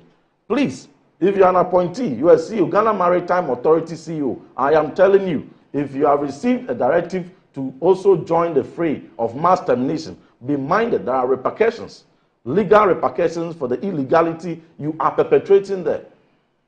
And follow the suit, follow the example of Okujeto Ablakwa, Minister for Foreign Affairs. So the GES Director General also went on the same thing, terminating everybody. Then we told him, please, cool down. You have just come. You don't know what you are doing. You don't even understand the processes of GES. And that if somebody is employed today, his name does not appear on the payroll tomorrow. It takes time for their staff ID to be generated. They have to go through a rigorous process of validation to the region, to the district, to the school level, and it comes back to IPPD to validate. So just cool. Now, when we gave him that advice and put a lot of pressure on him, I've seen that he has come back to correct his error. And now he has said, okay, if you have your appointment letter, you have your this, come and do validation. Why must you commit the error before you are compelled to reverse? We will compel President Mahama and all his appointees who have perpetrated these illegalities of insensitively, just going on the fray of mass terminations. We will be on them. There's a lawsuit also against them. Until they reverse, they are Ghanaians. Whether they are MPP or NDC, they are Ghanaians. And you promised the Ghanaian youth jobs. You didn't promise mass termination of jobs. So the budget that they brought, it was most uninspiring. There was no clear-cut initiative that is going to create jobs for the youth.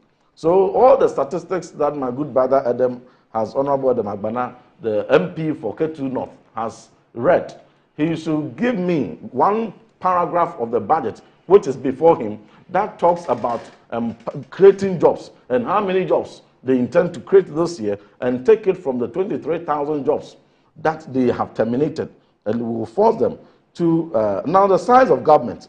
The government, they say, oh, MPP government is bloated, so we are going to promise a lean government. And Ghanaians were excited, okay, because at the time the thinking was that governments must start thinking around lean governments. And a lean government, not just in numbers, not for the rhetorics or optics, but reflecting in savings, reflecting in reduction in expenditure in the budget, in the true sense of the word. So Dr. Mahmoud Bawumia promised 50 ministers and deputy ministers in total, including regional ministers.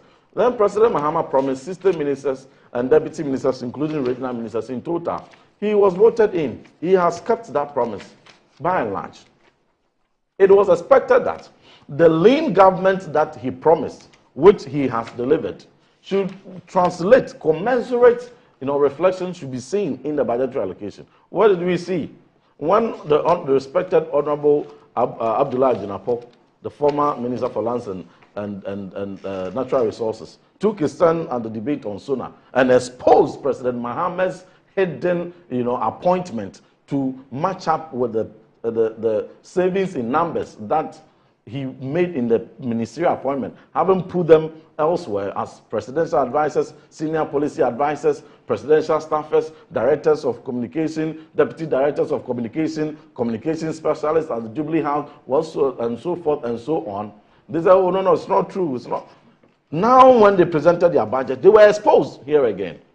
The bloated so-called government of President Akufo-Addo in 2024 had a budgetary allocation in compensation, and that is how you measure your numbers. In compensation, 327 million cedis allocated to the Office of Government Machinery. The same line item under the so-called lean government, President Mahama, a whopping 2.7 billion cedis. 2.7 billion cedis was allocated for compensation. Office of Government Machinery. So who are you deceiving? Who are you deceiving? What does it profit a man to promise and by rhetoric and optics to say, oh, I've appointed less number of ministers, 60 ministers, but you balloon it. The actual, and the most important thing is the effect on the public purse. You overburden the public purse by reducing the numbers, so to speak, in ministers and ministries, and then you balloon your Office of Government Machinery budget by over 2.4 billion cedis. You shouldn't rather have gone down from 327 million cedis to, let's say, about 100 million cedis or even 150 million cedis. So quite if you are to go by that, so quite clearly, the additional 2.4 billion cedis you're not convinced with the is great loot and chop. You're not convinced by the explanation that was given by Felix. Which explanation? He's struggling. He will explain tire like my honorable friend will say. Now there's now NIB under the presidency, National Security under the presidency. Let's talk about his. The Signals Bureau under the presidency. It didn't used to be the case. Going by Felix Kwachofosu's logic, argument. Let's just single out his own outfits. Yes. Let's not even confuse ourselves with all the other extraneous, institutions they are struggling to justify. And let us single out his office. You think that you have come to collapse Ministry of Information, so there's no Minister for Information, no Deputy Minister for Information, you have no Chief Director, you have no so-and-so, the whole setup at the ministry. You said that you have come to collapse it, and you have appointed one government spokesperson, Minister of State in charge of government communication. Shouldn't that reflect a commensurate reduction in the budgetary allocation, hitherto allocated to the Ministry of Information? Ministry of Information consistently, their budget had not even exceeded 5 million. For the minister, for the deputy, for the entire setup, including ISD and all those agencies under them, they had never exceeded. DBCs under Ministry of Information. Check the highest ever budget allocated to them in the 8-year period. Now you come in and you said you are the only person, so the whole bureaucracy has been dissolved and that it should translate into savings. You balloon your allocation to 78 million and you want to come and explain some lyrical and expect Ghanaians to accept your explanation? From 5 million to 78 million, what are you going to do with it? This great loot and chop thing, they've exposed themselves rather too early. And so the Ghanaians have no substance, find no substance in the rhetorics they put out about reducing numbers here, reducing numbers there. People were so excited when the nominations came, and indeed, the numbers of ministers were low. All of us applauded the president, only for us to be deceived that they're even overburdening overall. Look at the expenditure of this budget, and let my good friend go to the appendix and mention the overall expenditure they are going to spend. They said they are going to cut expenditure. They have added over 30 billion cedis on top of the previous expenditure we put forth. And so where's the cut in expenditure? So please, we should have very analytical, now, when they were asked about their social intervention, you are a social democratic party. You can never boast of any social intervention. We capital-oriented, ideologists, we even have free SHS, health insurance. Come and give us a social intervention and go I mean, and there's no shame in that. But Ghanaians say, okay, no problem. But they have heard about a confirmed before and how they had wings and flew to Burkina or whatever country they said they flew to. You believe that? That is what the rumor. No, but you believe it? That is what the rumor. My belief that's not arrived. I'm talking about the perception. Politics is a perception enterprise. No, but you talked about the people out there. Please, that's what I'm saying. That you believe the people out there say that they flew. Me, I believe that and confirm they are not eagles.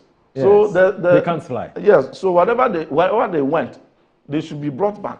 Yes, also, but they said they flew. This also have wings. I hope they will not fly. But how significant is it going to? I want them to stay true. If that's your social intervention, fine. But the 55,000 households you have promised, deliver and let them have it. You know, I have turkey and nkoko, but they are not getting in my village. If you go to my village, my backyard. Oh, you've been rearing. Oh yes, since I was participating in rearing for food and jobs. Yes. Oh, okay. You see my small garden before that you go to the... What size are we looking at? Is it a big size or there's something small? Come and visit and you'll see it, my friend. So, you know... I hear you. So I'm excited that you are going to give Nkukong Keten as your social intervention, your flagship policy, Nkukong Keten, you know, but how significant... It's like good, but how significant is it going to, you know, address and cure the problem of our over-reliance on importation of poultry as my brother Honorable Adam is concerned? Let's take a only 2%. This is a good conclusion. Even if conditionally, even if they are able to implement it successfully to the 55,000 households to the scale and form that they have budgeted for, it will only go to offset 2%, less than 5% of the poultry importation we are looking at. So how significant have you solved the problem? Okay. We want bold solutions. Come and have a solution within the poultry sector that will at least ameliorate, at least cut off about 50% of the reliance on importation of poultry product. Then we can clap for you. Okay. And all the hula, baloo, and the pomp and pageantry about it is only going to tackle 2%. But lastly, as the big push he mentioned, their big push even needs a push. Moro, their so-called big push needs a push. It is ailing in the budget. A fantastic, you know, big push agenda that has been there before you came. $10 billion for infrastructure. You come in and have what? Let him mention the allocation they put there. It's not even up to 5% or so, or 10% or so. And so how your big push, it needs a push. Okay. So what commitment have they demonstrated in the budget? What initiative? What line item? What have they introduced that truly becomes inspiring, becomes, you know, a driver of economic growth? No wonder it's only 4.4% there. Somebody, Bernard Avler was quizzing one of their colleagues this morning on his show that your agric sector is an important sector in this country.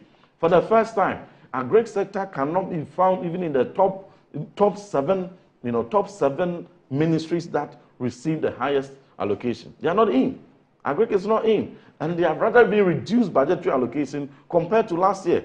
And yet you want to drive agriculture and all the promises about driving food inflation and making food available and all that. It must demonstrate in your budget. How much did you allocate to the sector? Now, roads. Roads is not even part of the 5 topmost agencies or ministries that were allocated the most resources. Roads missed out for the first time in about 10 years. So clearly, their commitment to constructing roads, continuing with roads that were already being constructed or into infrastructure, it's not important to them. Okay. It's one of the least on their priority. But that is what people think is the topmost priority in Ketu North, in his own constituency. Okay. They are expecting roads. Yet Rose was thrown to the least of the priority. Now Galamsey, NDC has scrambled, and there's data, media have exposed them. NDC, just 3 months into office, have taken over campaigns. Known NDC stalwarts are scrambling for Galamsey sites and taking over Galamsey sites. So if they thought that Galamsey is what drove the economic growth under our tenure, it was not so. So they are getting it wrong. They should leave our water bodies alone. Did you see the launch of the laughable water brigade and the kind of press-ups and dancing that we do? We should be serious in this country. All right. We want to fight and save our water bodies. Is this the kind of initiatives that can assertively fight it. Let's get serious. All right. Let's not just waste, taxpayers' money on some fanciful, a launch or some fanciful initiatives that will not achieve anything. I want us to take our advertisers. So let them stop the lamentation. Yes, I get that. I want us to take our advertisers also seriously because they pay it to their bills. We need to take it a little breather. And then when we come back, Adam, I would give you the floor. I wanted us to look at we have to move on that. I wanted us to look at some other issues, but I'm looking at the time and I'm wondering if we can do that. But we'll take a little breather. You're still watching Good Morning Ghana on television, and the former information minister Kojo Oponkroma sent me some message. I'm still taking a critical look at it, and maybe that would feature in our conversation. If it's not today, perhaps tomorrow, because we're dedicating the whole of this week to a conversation on the budget anyway. So let's do this. So you're still watching Good Morning Ghana on Metro Television. Stay with us, please.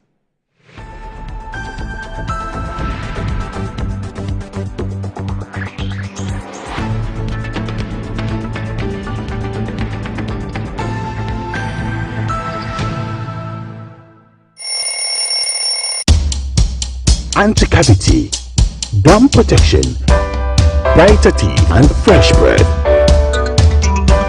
I'm a missy way. The patch of Bantama. Machasi.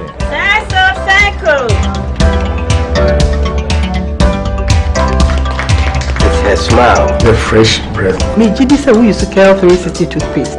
Some kind. Cal 360 toothpaste. Yes, Kia. Cal 360 toothpaste. It's a gum protector. Cal 360 did the way. It's cool mint. Gives me fresh breath and your confidence booster. You will so feeling to Cal 360 toothpaste. Happy smile. Cal 360 toothpaste, anti-cavity, gum protection, brighter teeth, and fresh breath. Kel, happy smile. This advert is FDA approved.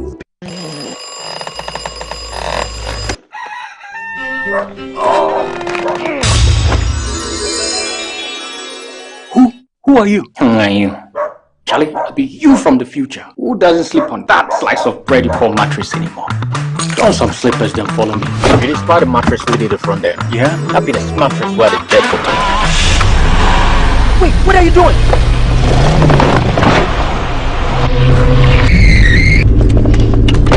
Wow! No damage at all. Not only durable, but also super comfortable. Come on, try it. Nothing day like ash foam. Enjoy full body support and unparalleled comfort for a restful sleep. Don't forget your keys. Get the premium sleep experience with mattresses from Ash Foam. Visit any of our showrooms nationwide or at ashfoam.com. Mommy.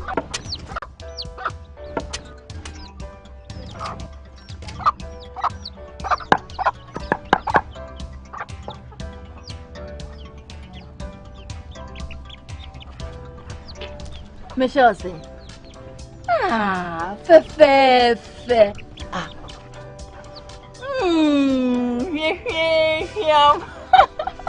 Different era, better result. Time has changed and time has brought Cal Charcoal Toothpaste, healthy gums, anti-cavity, fresher breath, and it whitens teeth.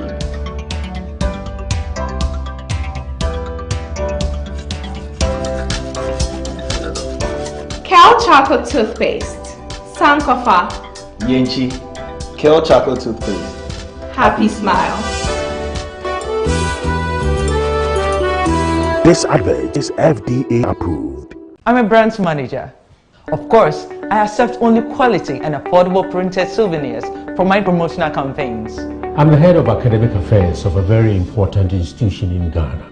Of course, we only deal with quality, reliable printing companies for our institution's printing materials.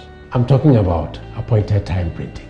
Appointed Time Printings. We take pride in our extensive print scope that transform your ideas into captivating visual masterpieces. We delve into the core objectives and vision of each print project. Precision printing is at the heart of our printing process as we meet your tight deadlines. Our rigorous inspections, color verification, and overall printing excellence are assured. 20 years of printing excellence. It's always a pleasure working with you to create a vibrant, dazzling printing experience that gives you a masterpiece. Appointed Time Printing, your world of quality and affordable printing. You're the answer to my prayers. You're with me everywhere. You're my angel, miracle. You're all I need tonight. Give me shelter from the rain. You breathe life in me again. You're my angel, miracle. You're all I need to know tonight. Attention all farmers, are you ready to take your crops to the next level? Introducing 3 effective organic composts that will revolutionize your farming practices. ACAP, KCAP and IRECOP brings to you the ultimate solution for your fertilizer needs. Introducing the ACAP Grade A, KCAP Equiafua Jinkwa and the IRECOP with cocoa blends, palm blend and mulch. These are made from locally sourced municipal solid waste, and these are the perfect choice for sustainable farming. Join the organic revolution today. Boost your crop yield, improve soil health, and support sustainable farming practices. Choose ACAP, KCAP, and IRECOP organic compost for a greener and bountiful harvest. For your purchase and more information, call the numbers on your screen. Our products are endorsed by COCOBOD, Planting for Food and Jobs, and the Ministry of Food and Agriculture.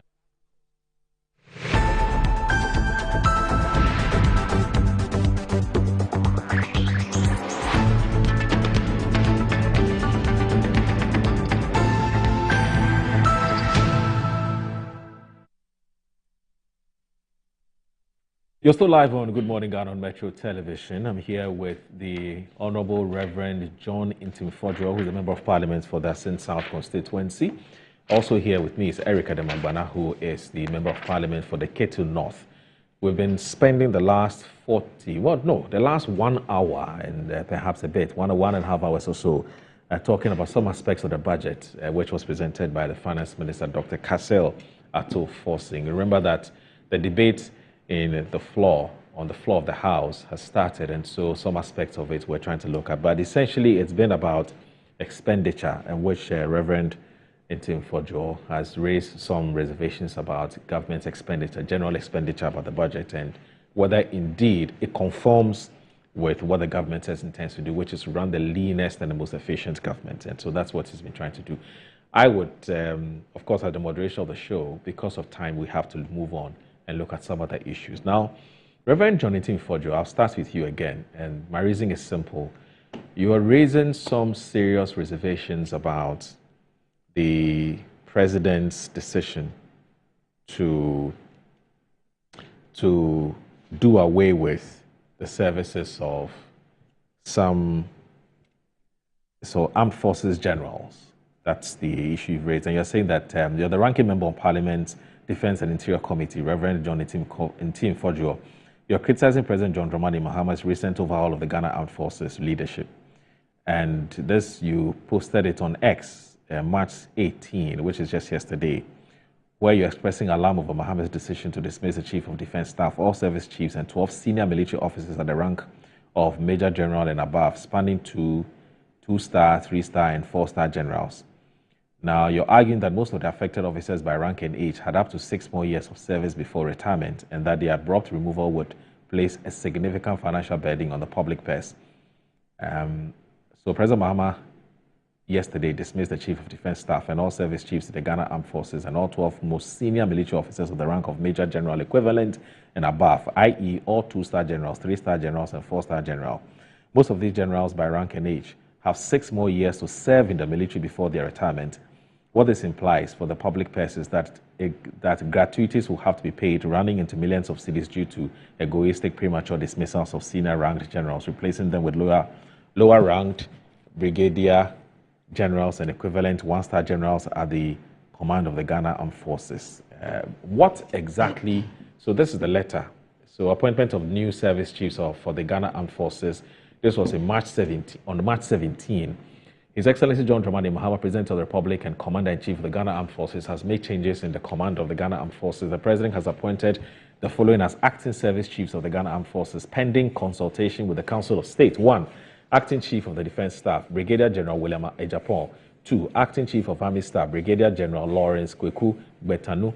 3. Acting Chief of Naval Staff, Commodore Godwin Levinos Blessing. Acting Chief of Air Staff, Air Commodore Eric Ajin Frimpong. 5. Acting Chief of Staff, Brigadier General Glover Ashong Anang.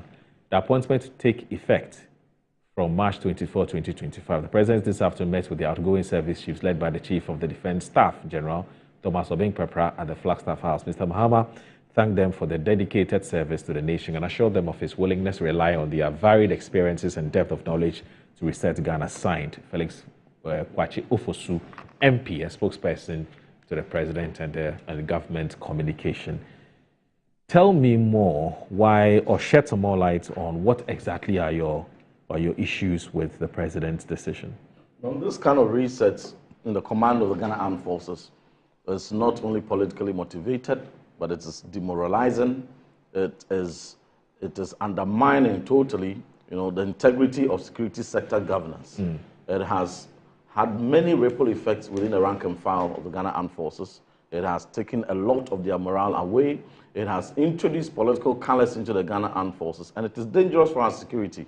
For the purposes of sensitivity to this very dangerous action taken, and at the overarching, repercussions and ramifications on the Ghana Armed Forces, I will be very modest and just sieve out the ones that we can discuss for public discussion.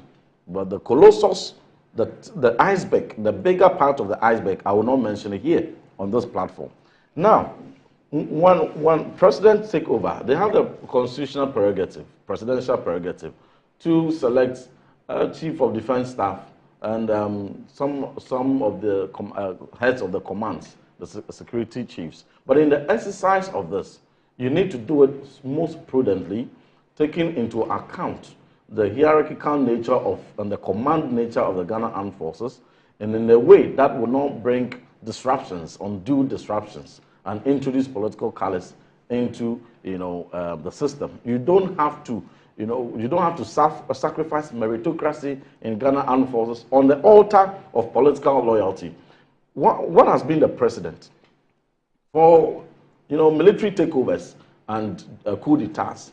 Whenever new heads of states took over, they sacked all the senior generals from 2-star major general equivalent to lieutenant general equivalent. They sack all of them and promote sometimes colonels, sometimes brigadier generals, and then promote them and appoint them into various commands, and then they reset and start afresh. But in a democratic dispensation, the precedents have been set and they are clear. President, we all saw how responsible President Kufuor handled the transition when he took over. The first time that he appointed Major General J.B. Dankwa, promoted him from Brigadier General to Major General, it was at the time that he had served about 5 years of his term in 2005. He didn't just come and sack everybody to appoint new ones. When the senior ones had served and then had come to a certain point, and the number of seniors who were in the system were just 1 or 2, that was the time he triggered that action. Now, fast forward to 2017, President Akufo-Addo came in. The same generals that President Mahama had appointed in 2015, 2016, promoted to major generals and appointed into position, pretty much same were the people he worked with. The only changes he made were 2. He replaced the Chief of Defense Staff, Air Marshal Samson Oje, at the time. And then he also replaced the Chief of Staff, Major General, at the time. Now, when he took them off, only 2, not all, only 2, he replaced them with the same generals appointed by President Mahama. Major General Abuama Akwa who was appointed by President Akufo-Addo to become the Chief of Defense Staff in 2017, was the Chief of Army Staff appointed by President Mahama during President Mahama's time. But he came and worked with him and even promoted him to become his Chief of Defense Staff. Then when that vacancy of the Chief of Army Staff was created, President Akufo-Addo looked through the next most senior general within the ranks. At the time, it was Major General Ayamdo. He was appointed Chief of Army Staff. The Chief of Naval Staff was not touched. Rear Admiral Peter Fedu, was not touched. The Chief of Air Staff at the time, Air Vice Marshal Manchebi Tei Nagai, was left at post. And they all served to their full term in 2019 before new ones were appointed. So that is how responsible and how prudent and that you must undertake changes in command. But what do we see? Fast forward 2025. President Mahama comes in and says that he cannot work with the CDS, who is now not the Ghana's army has now expanded. And by expansion and by investing heavily into the army the past medium term and upgrading some of the key units, the core, artillery, armor, signal, and 48 engineers into full brigade status, our army capacity has now attained the level of a 4-star general headship at the command. So the Chief of Defense Staff is now full general, 4-star. That is the status bequeathed to President Mahama. So it was expected that he will augment on that. There are about 15 generals who are within the rank of Major General, Lieutenant General, and then Full General 1. So when you put them together, they are 15. So if you can't work with any of these, then who can you work with? Are you saying that all these are NPPs? Are you introducing political coloration into the army? So you say you can't work with Chief of Defense Staff, you can't work with any of the security chiefs, so you sack all of them. You even go further to sack everybody within the rank of Major General and equivalent, all 2-star generals, all 3-star general, and a 4-star general. You have sacked all of them and appointed Brigadier General 1-star as the Chief of Defense Staff. Now, in military, it's a hierarchy. So a 4-star, 3-star, 2-star general cannot salute a 1-star general. So automatically, you have dismissed them. Most of these 15 generals, senior rank generals, have experiences, have a lot of training invested in them, and they have key essential skills that still could have been served this country for the next 6 years. Some of them by rank and age, they have about 4 to 6 years to serve before their retirement. All the investment put in them and the essential critical skills put in them is all now sacrificed. It's all now gone. Now with the introduction of the new brigade, one thing is that you will have to spend money in paying their severance, paying the severance of those you have dismissed, that you cannot work with, that you cannot trust. And in addition to the millions of severance pay that you will pay, you also have to find additional money now to train the newly appointed brigadier generals gradually to be able to have the kind of critical skills, essential skills required to occupy such positions. For instance, if someone has been trained and flown a certain number of hours as a pilot, as an Air Force pilot, and has risen to a certain rank, and then because you say you can't work with them, they have about 4 years, 6 years more, you have sacked them, that experience, we have lost it as a nation. Okay. And now you have to reinvest. This is just one example I am citing. And so the people that you have terminated, this is like a military takeover. It is so dangerous for our democracy. Okay. Some have even said that some of the 4 brigadier generals who have been appointed are like 4 years junior to certain brigadier generals who are even of the same rank, so currently in service. Okay. So now meritocracy is sacrificed. Professionalism, hard work, competence are no longer considerations. Political loyalty have been the new consideration. It is very dangerous. It does not inspire, neutrality, loyalty to the state in a young man that is in uniform, who has seen how his seniors for about 30 years, 25 years, 28 years of their hard work and sacrifice to the nation have been booted out because of politically motivated, decisions. Okay. This decision is most regrettable. It is disruptive. It is costly, and it must never again be countenanced. In our Fourth Republic dispensation, President Mahama must be minded that it wasn't guns that took over power for him. It was thumbs. Okay. It was 6.3 million votes. And so he's expected to act as such. Now, owing to the disruptions and the damping morale among the rank and file, we as a Committee on Defense and Interior and as a ranking member, we have invited the Minister for Defense. We've hauled him before the committee to appear before us as soon as possible to come and offer assurances.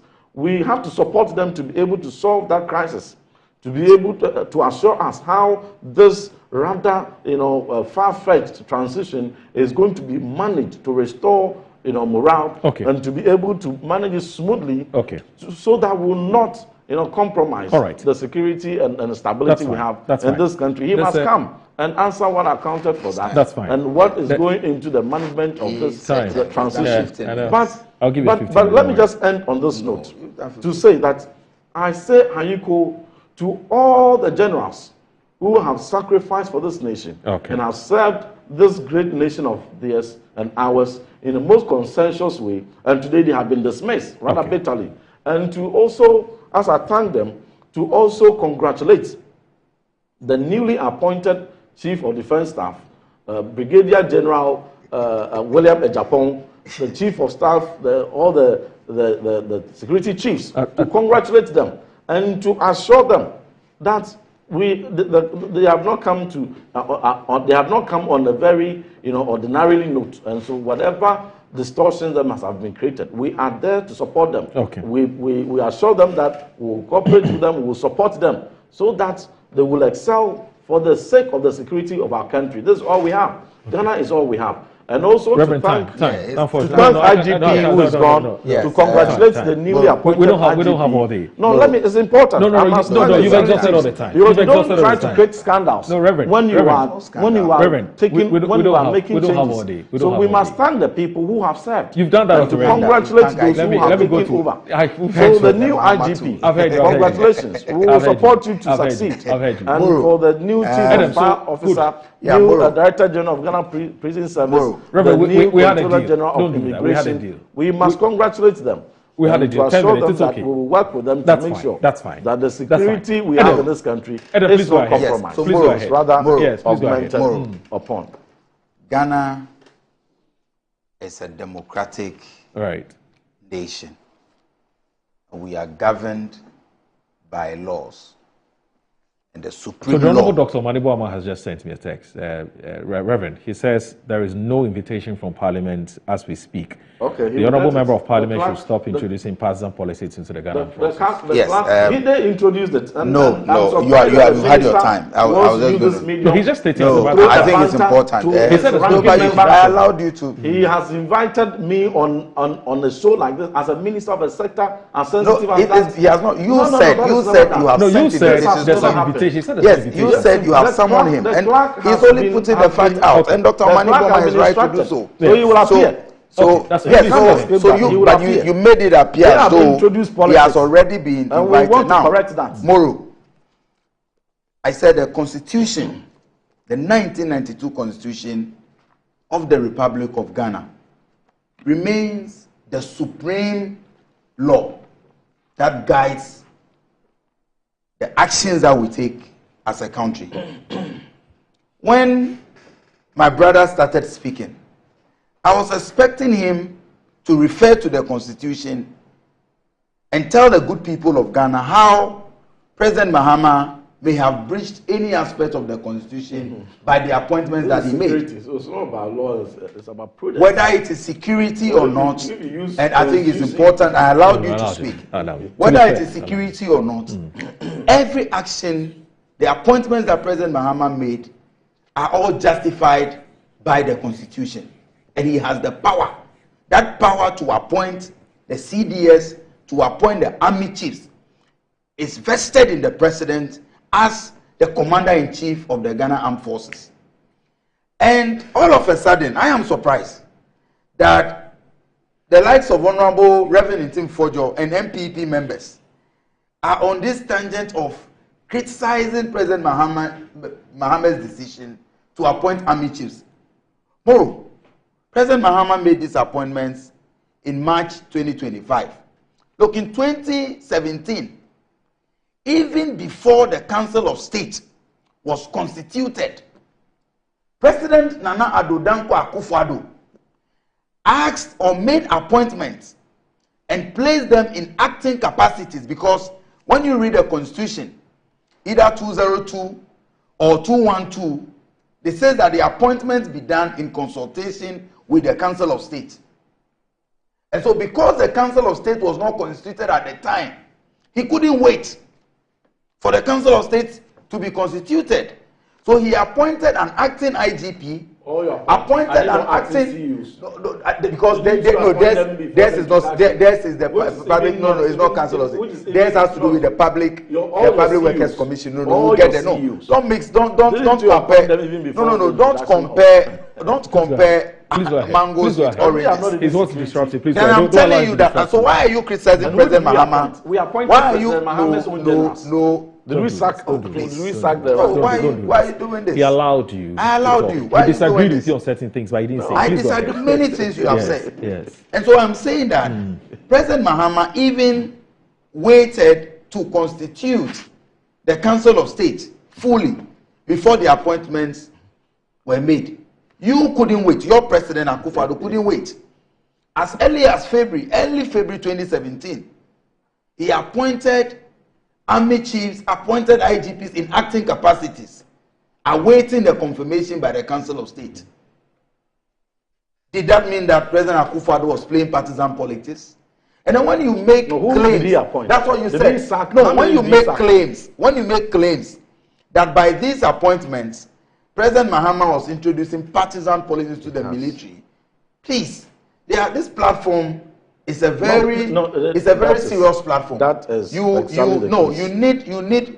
need to be extremely careful and cautious the kind of claims that you make. That's exactly what he has done. Is the new CDS a partisan person?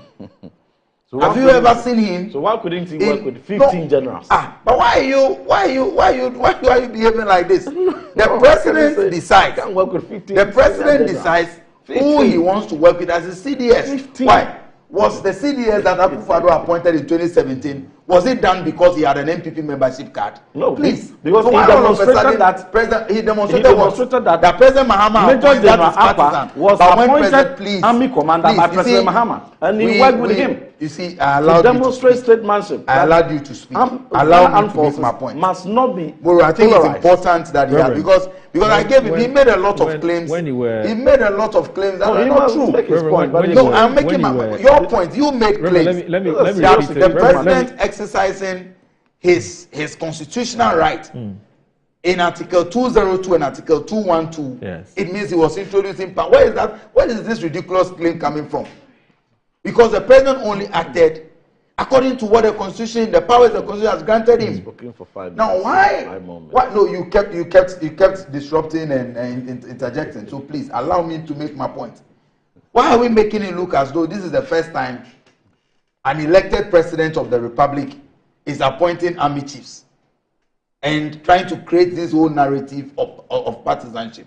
Look, when you go into the very top hierarchy of the army, even the former CDS himself, I'm sure, after December 7th, he would have known that he was headed home. I want them to correct. So that's not what I said. It's not on the altar of loyalty. Even I don't sacrifice meritocracy. Political loyalty. No, what do you mean by no? You see, when you make such claims, when you make such claims, it's more dangerous. Because you are making a claim as though the new army chiefs have been rewarded because they are identified as partisan folks.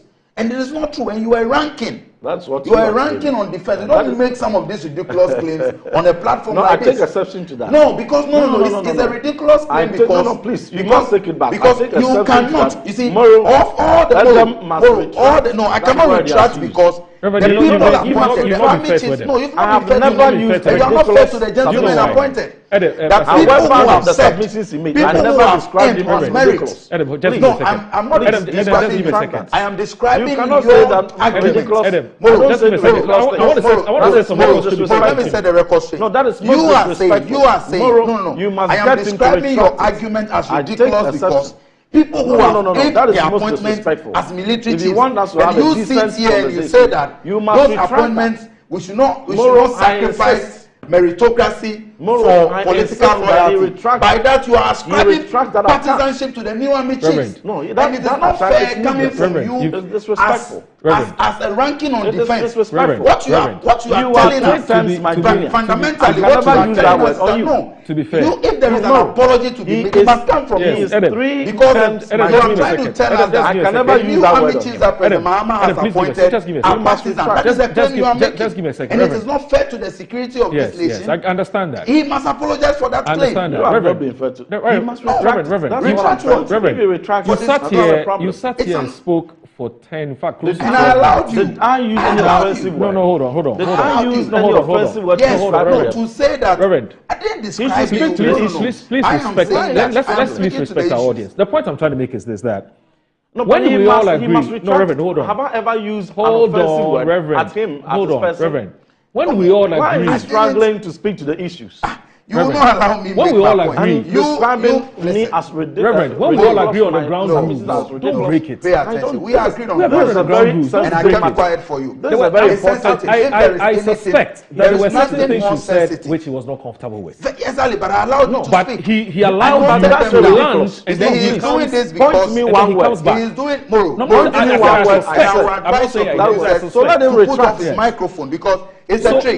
Please allow me. When it's done, you have every right to raise the point. So that I insist. But once it's on the floor and you raise it, you don't give him the time for him to land. Let me remake my point. And it's important. Just allow him to land. My point is that you are ranking on the Defense Committee of Parliament. So we must. Parliament has oversight responsibilities over the various sectors, including the security sector. Now, the defense minister, the army chief, and all of them who work with us as members of Parliament, especially those of you on that committee. And when you make the claim that we should not sacrifice meritocracy on the altar of partisan loyalty or political loyalty, what it essentially means is that you are making the argument that the newly appointed army chiefs did not get or end the appointment by merit, but they end it by political loyalty. And I'm telling you that it is such a ridiculous and a dangerous claim to be coming from you. But Reverend, what is so insulting if somebody says your claim is ridiculous? I have a background in security. It's not insulting. I have a background in security. I cannot see it. I cannot see it on your platform. It's not a problem. I cannot see it on your platform. I cannot see it. Let's make it. And it's a claim that you must apologize for. It's not insulting. It's a ridiculous claim. It's unacceptable. That's what it means. Again, I know the new standards of Good Morning Ghana. I know this old trick. He's afraid that his lies have been exposed, so he doesn't want to allow me to speak. Again, in your 15 minutes presentation, you failed to point out. You failed to point out that the president did not.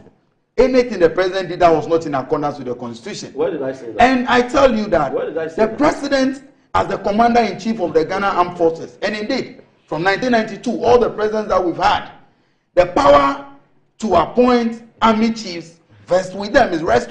Yeah, and they've all exercised it so. Yeah, you've made this. And I'm telling you that even President Akufo-Addo, your immediate past president, one that you sit here to hail. Why? Is it President Mahama that created army commanders? So President Akufo-Addo could not even wait for Council of State to be constituted before he appointed his army chiefs.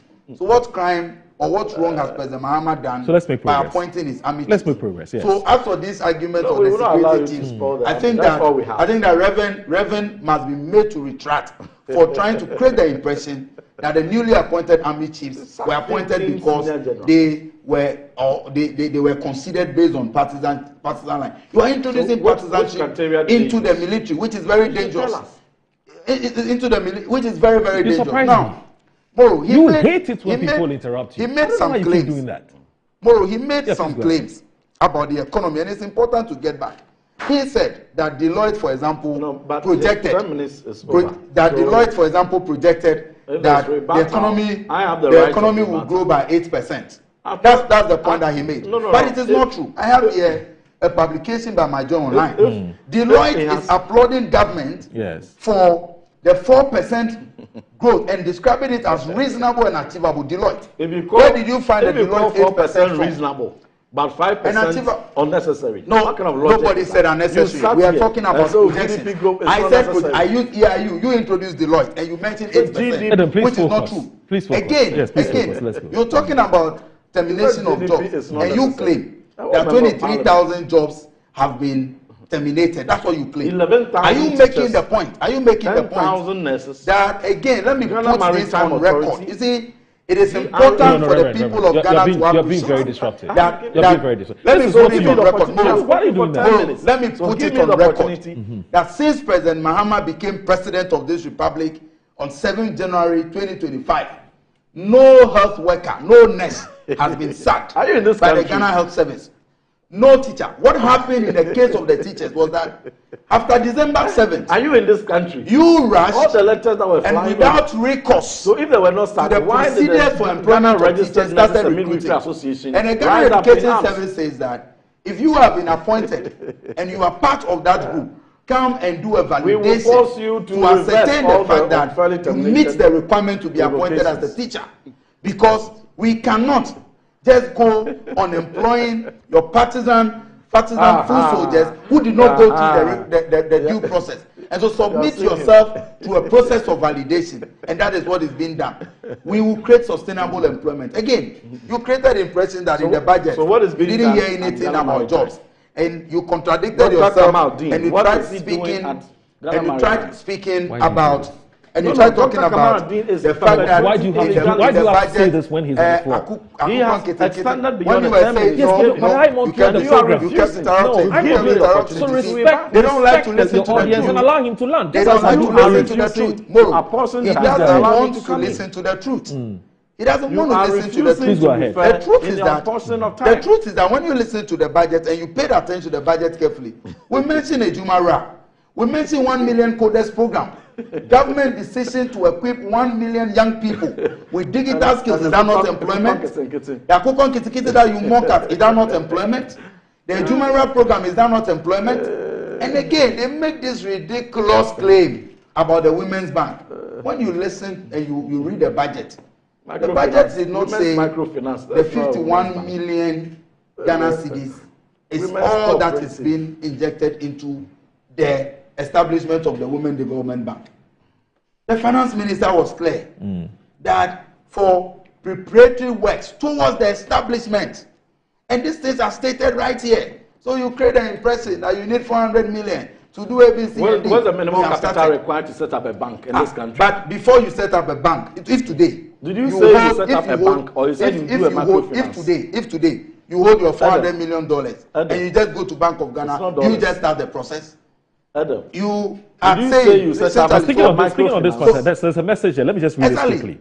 So Marco Jobafu, he's a regular viewer of the show. Just a second. Did you say they will set up good morning. Microfinance? It says good morning. And who said microfinance in the budget? One second, so guys. My take on the Women's Development Bank being discussed by the MPP man that I have so much respect for. He says he has a lot of respect for you. The seed money provided in the budget 2025, also known as seed funding or seed capital, is the initial investment or funding required to start a new business. It will be used typically to cover the early stage cost of developing the Women's Development Bank. The amount will help conduct market research to understand their target audience and competition. Seed money plays a crucial role in helping entrepreneurs turn their ideas into reality. It provides the necessary funding. As I speak to you, the Vice President, the Venerable Professor Nanaji.